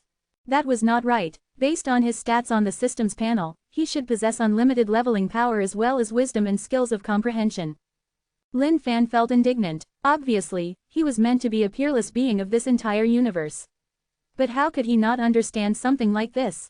The sixth time, the figure appeared once more. But Lin Fan was stunned. The figure stood there for a long time, refusing to budge an inch. "Hey, move it!" Lin Fan shouted at the figure within the screen. What the hell was up with this token shard? Not working after collecting money. What sort of lazy shard was this? Highs. Lin Fan's jaws dropped apart. The figure within the screen sighed. "Young one, your cultivation base is only at post-celestial full cultivation. You're not even at a greater celestial stage. Your skills of comprehension aren't enough, man. Even if you were to repeat this 100 times, it's useless. Alright, the true energy you have paid is only enough for this last demonstration. Please know your place." The moment the figure finished this speech, he disappeared. Lin Fan's jaw remained agape as he stared at this token shard blankly. He then tossed the shard beneath his feet and stomped on it. FCKU. F*CKU F*CKU F*CKU. How dare you be so impudent? Now, what Lin Fan did not know was that the price to pay for activating this token shard was 90% of a greater celestial's true energy. By luck, he had somehow managed to accumulate so much energy up by consuming all those pills that he managed to call upon this token shard's powers by chance. But Lin Fan was extremely enraged. This was the first time he was looked down upon like this by someone. No, he had to get this guy out for a proper talk. Translator's thoughts. Lamb lamb. Ha ha ha ha, what the flying donkey, guys. What the hell is up with this chapter? This entire novel is just being a comedy show right now. By the way, in case you're confused by the light screen thing, think of the token shard acting as a projector. And it was projecting an image, something like a television screen or cinema screen. But I think television would suit this better since he can actually converse with a little man. Ha ha ha ha ha, cheers. Chapter 198, Nirvana Finger. Chapter 198, Nirvana Finger. Lin Fan started calming down. Initially, he had thought that the figure was just the fragment of one's consciousness left behind. But by the looks of it, that wasn't the case at all. It seemed to be a godly type of consciousness with its own free will. And based on what the figure had mentioned earlier, refilling it with sufficient true energy should be able to reanimate it 7 times. Furthermore, that simple punch that was thrown required a greater celestial's comprehension abilities to learn it. Regarding this, Lin Fan no longer had any complaints. After all, requirements were requirements.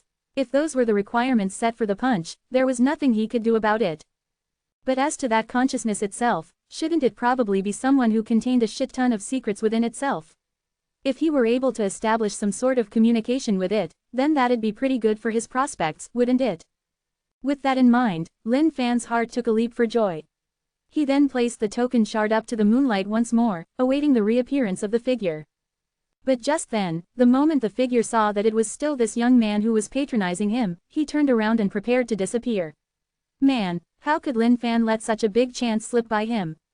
Senior, hold up, your junior here has something he'd like to say.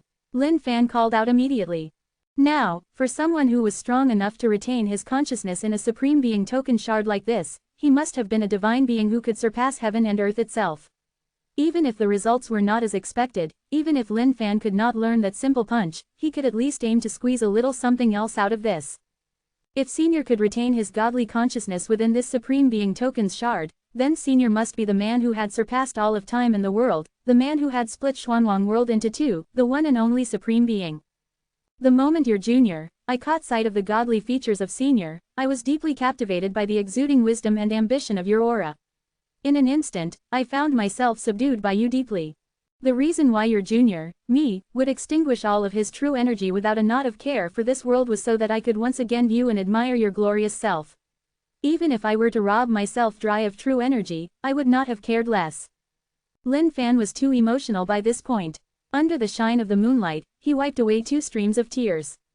Now that Junior has caught sight of Senior's glorious demeanor once more, I would be at peace even if I were to die at this very moment. I presume that the real body of Senior should be somewhere within the heavenly clouds, watching over this entire universe with ease.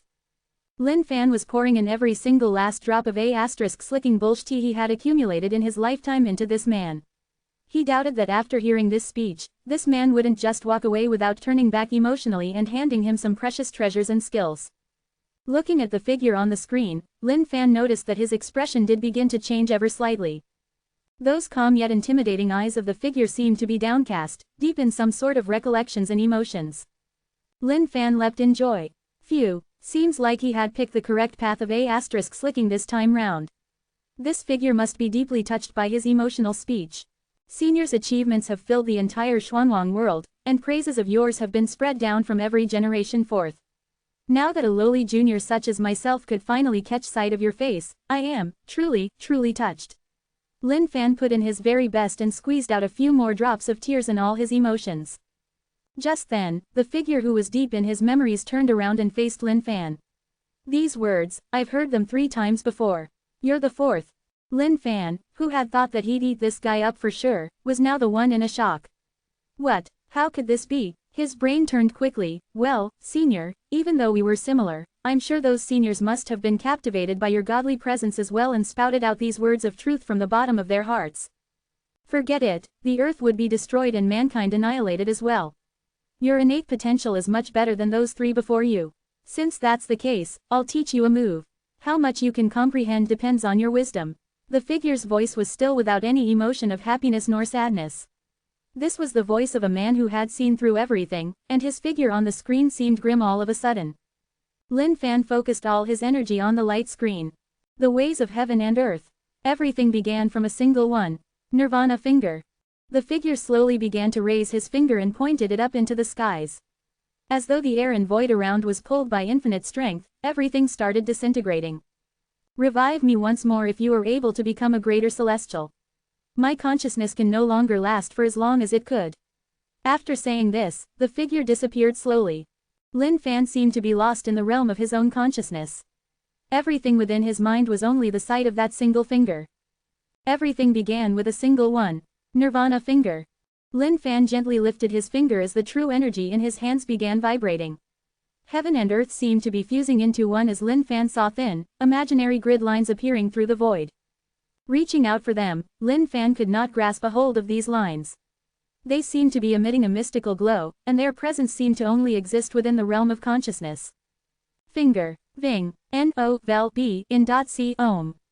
At that moment, Lin Fan's finger seemed to be in the middle of an imaginary lake, with his finger being a stone cast into it, sending out ripples of energy into all directions. Ding! Congratulations on comprehending Nirvana finger. Level 0. Lin Fan opened his eyes as a bright light gleamed through his pupils. He leapt in joy within his heart. That feeling of comprehension was too amazing, as though he belonged in the heavens. And he supposed those lines which appeared should be energy grid lines. But because his cultivation base was not high enough, he could not grasp them. Therefore, using Nirvana finger was to understand these grid lines.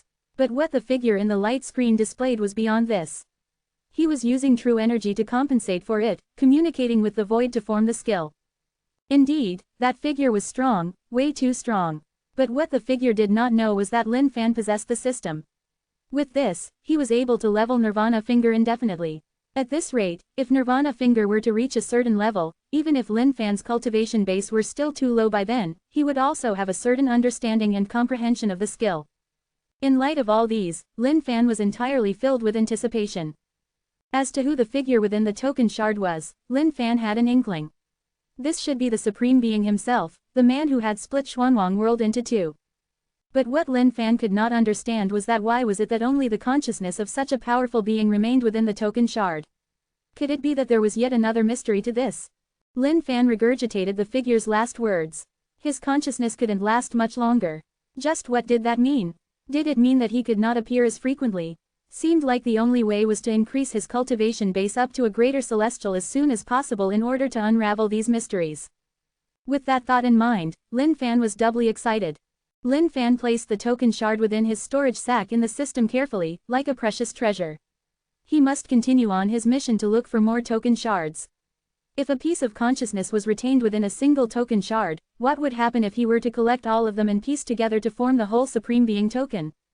The path ahead was long, with many more things to be uncovered. Lin Fan opened the window and looked at the starry night above. Indeed, he had made the right choice coming out.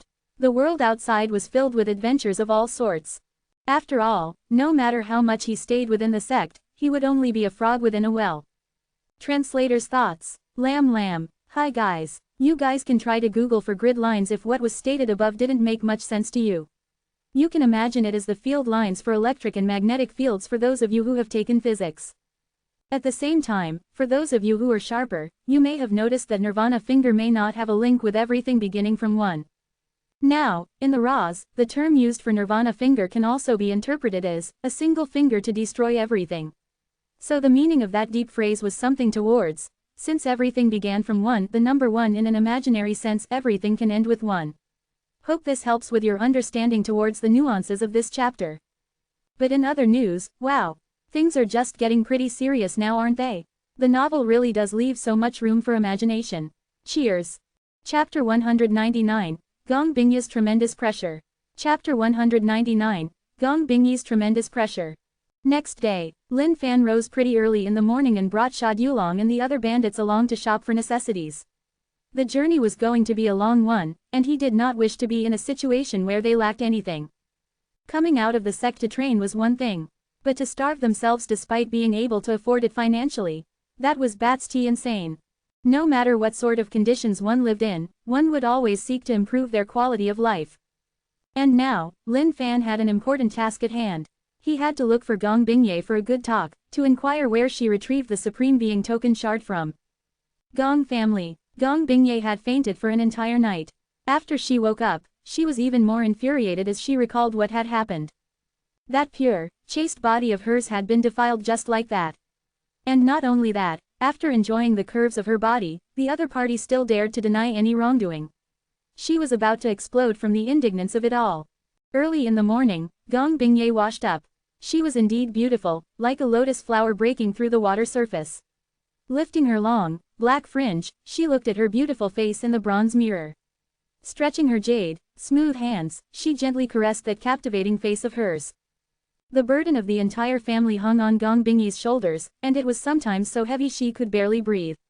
She too had hoped to be able to find a companion to lean on, but she could never do it. What a detestable man. Looking at her fragile self within the mirror, Gong Bingye took a deep breath. Her face looked resolute once more as she pushed open the doors of the house, facing the new stress this new day would bring about.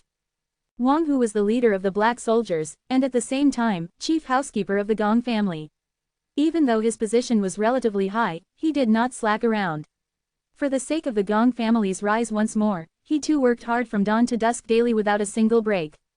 Wang Hu's family had always been the chief housekeepers of the Gong family. Therefore, now that it was his generation, he too had to upkeep their honor of serving the Gong family for their lives. With the death of the Gong family's head in the death desert, there was no one strong to hold the fort.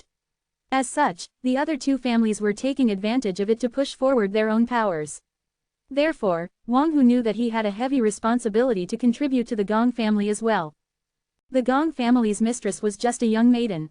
By right, she should be enjoying her carefree life just like any other youth at her age. But for the sake of the Gong family, she was always busy as well without any time for herself. Mistress, it's not good. Many disciples of the sects have come by Mo City and they are currently lowballing our 6 beasts at our shopfront in the marketplace. Wang Hu shouted as he rushed over hurriedly from the marketplace. This was a serious matter to Wang Hu. Even though some of these disciples may not have a high cultivation base, they had various sects as their backing. If one were to offend them, who knew what sort of consequences would there be? Are they disciples of Glory sect? Gong Bingye frowned. Mo City was just a small city, unlike some of the major ones. Therefore, disciples of other sects would rarely come across this place. The only people Mo City attracted were various random and vagrant martial artists.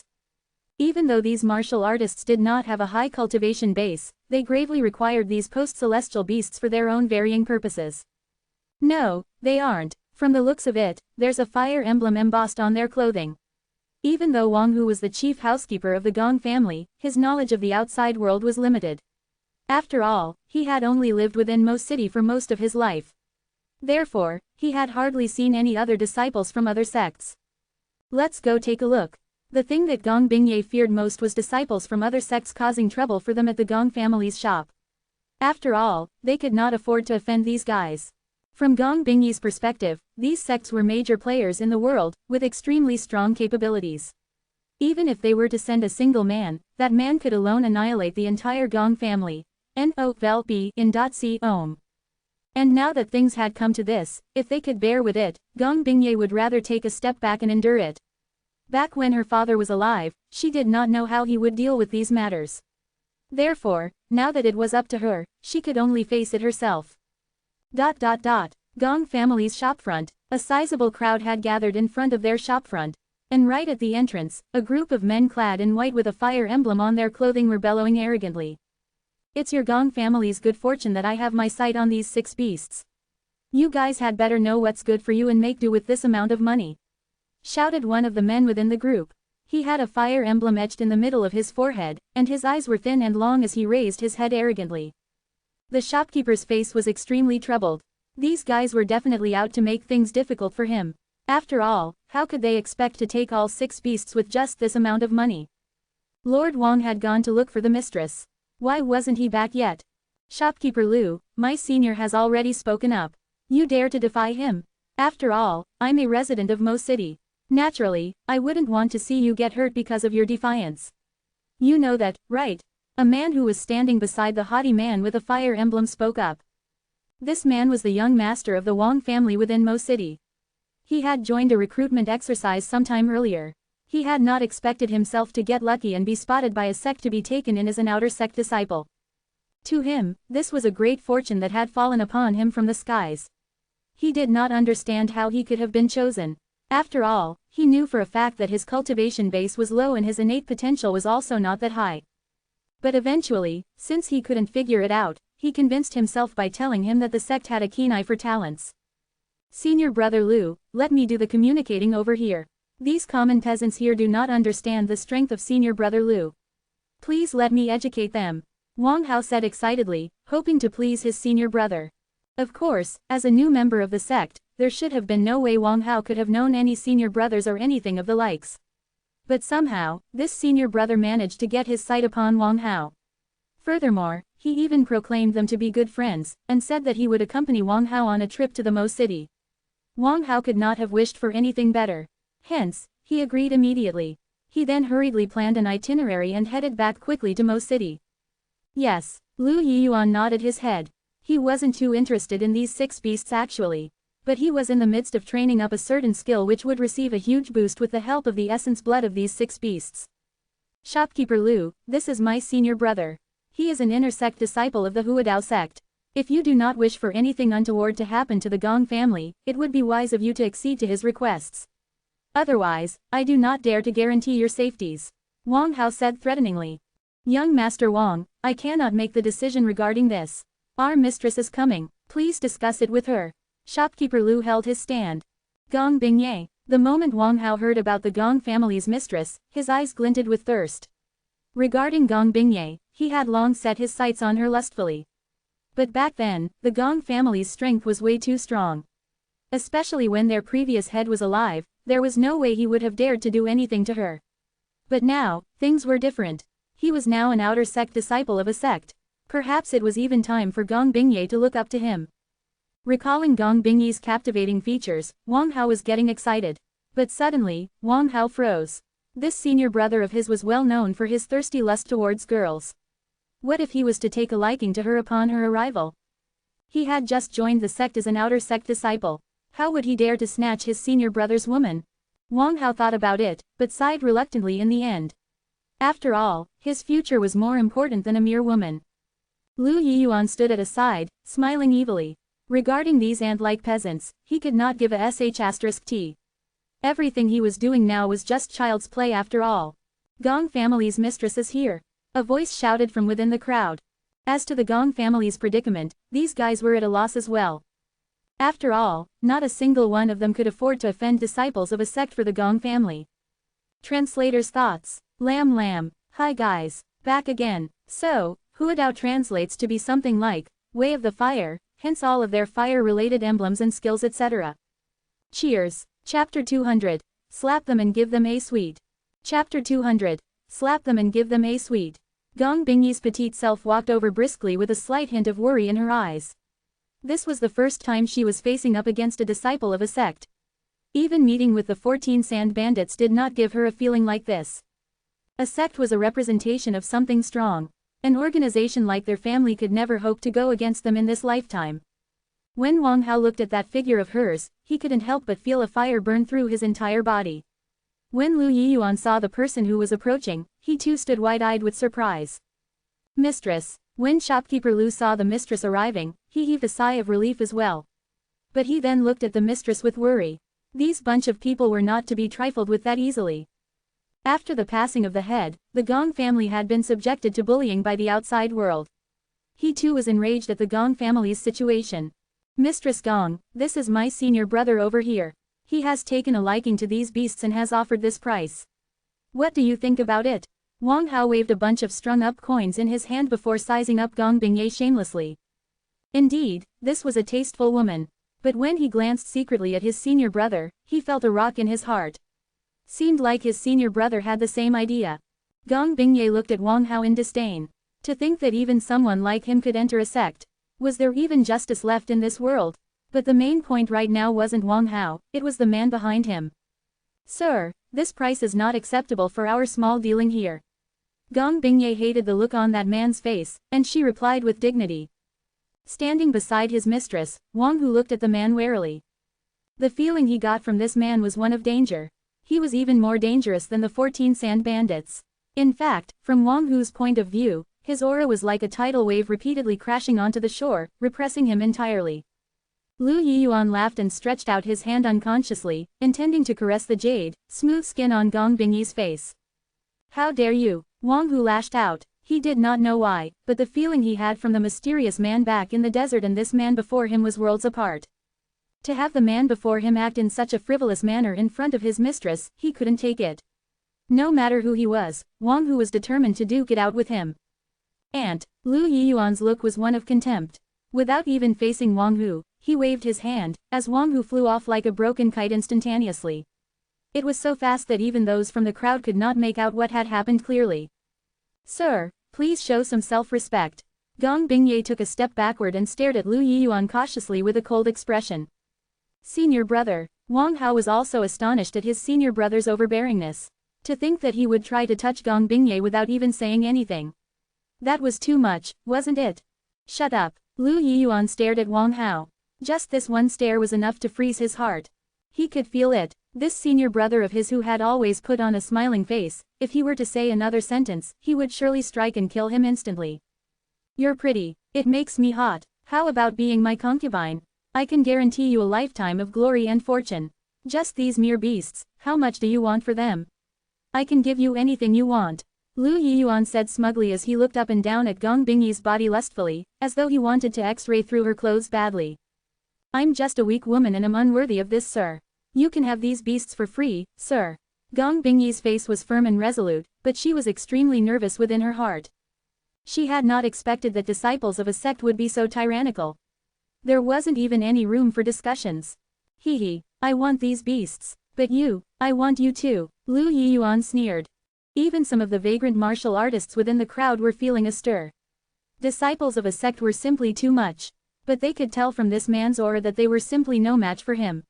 He was like a mountain compared to them. They had lived in Mo City for quite some time, hence they naturally knew about the Gong family as well. In fact, most of them had had pretty satisfactory dealings with the Gong family in the past, and could tell that this was a family with a conscience. As to Gong family's tragic happenings, they knew about it as well. But what could they do about it other than feel regretful?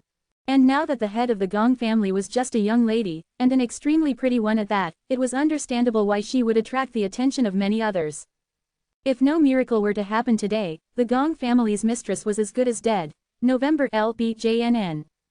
Hey guys, take a look. The heads of the Wang and Song families are just standing by watching idly. They're taking joy in the Gong family's misfortunes. Now that the Wang family's young son is in a sect, I suppose the Mo city will belong to the Wangs soon. That's not for certain yet. Wang Hao is just an outer sect disciple without much power. Furthermore, the training for these disciples is often dangerous with a high casualty rate. Who can guarantee that nothing bad would happen to him in the future? Discussions were rife as the crowd began whispering amongst themselves. Going against a sect disciple was impossible. Furthermore, given the strength of this man before them, the Gong family could probably be obliterated in an instant. In fact, the other two families present would even push for it to happen. At this point, Gong Bingye started to panic. Wang Hu, who was sent flying earlier, was clutching his chest as he spat out a fresh mouthful of blood. That strike was enough to let him understand the difference in strength between the two of them. Even if there were 10 of him, it wouldn't be enough to be this man's opponent. Wang Hu opened his eyes and struggled to stand up. But he caught sight of a figure standing beside him, and his eyes flashed with hope. Sir, please, I beg of you, please save our family's mistress. Wang Hu stretched out his trembling hands and onto this figure's boots. Huh, what's up? Lin Fan was holding on to some piping hot soya bean milk on one hand, and some deep-fried oil fritters on the other, munching on them heartily. Please, I beg of you, sir. Upon finishing these words, Wang Hu fainted. Lin Fan was extremely puzzled. Looking at the crowd ahead of him, he went on to check out the commotion. But when he saw what was happening, his brain started tinkering immediately. To think that he found who he was looking for the moment he stepped out. What a lucky man he was. At the same time, Gong Bingye looked like she was in some sort of trouble, and could make do with some help. After robbing these guys blindly yesterday, if he were to just turn up at their residences asking for help from her, he would definitely be turned down or duped. But if he were to help her out now, things would definitely be different. Slapping someone tightly in the face and giving them a sweet after that, sounded like a good plan. Just then, Lu Yiyuan stretched out his hand once more, trying to caress Gong Bingye's beautiful face. Towards these common girls, Lu Yiyuan could not be bothered to say much. Would they dare to resist even if he struck them? Looking at this outstretched hand, Gong Bingye's face turned into a frightened look. Who could save her? Cough, cough, hem. How dare a fella like you flirt with pure maidens in broad daylight? Is there no room for the law or moral values anymore? What a distasteful sight. A voice rang out from the crowd. Everyone's heads turned. They had to see just who it was who dared to make such a bold statement without fear of death. Translator's thoughts. Lamb. Hi guys. Are you guys confused over the soybean milk and oil fritters combo? Fret not, Chef Lam is here to explain to you guys. Check it out by googling this. Soybean milk and Chinese donuts. It's a delicious morning breakfast combo that we eat every now and then. But sorry not sorry, Chinese donuts isn't what we use here to describe them. Oil fritters would be a better explanation. Or if you'd like, their Chinese name is Yutiao. Oh by the way, we're at 200 guys. Opening parenthesis : cheers.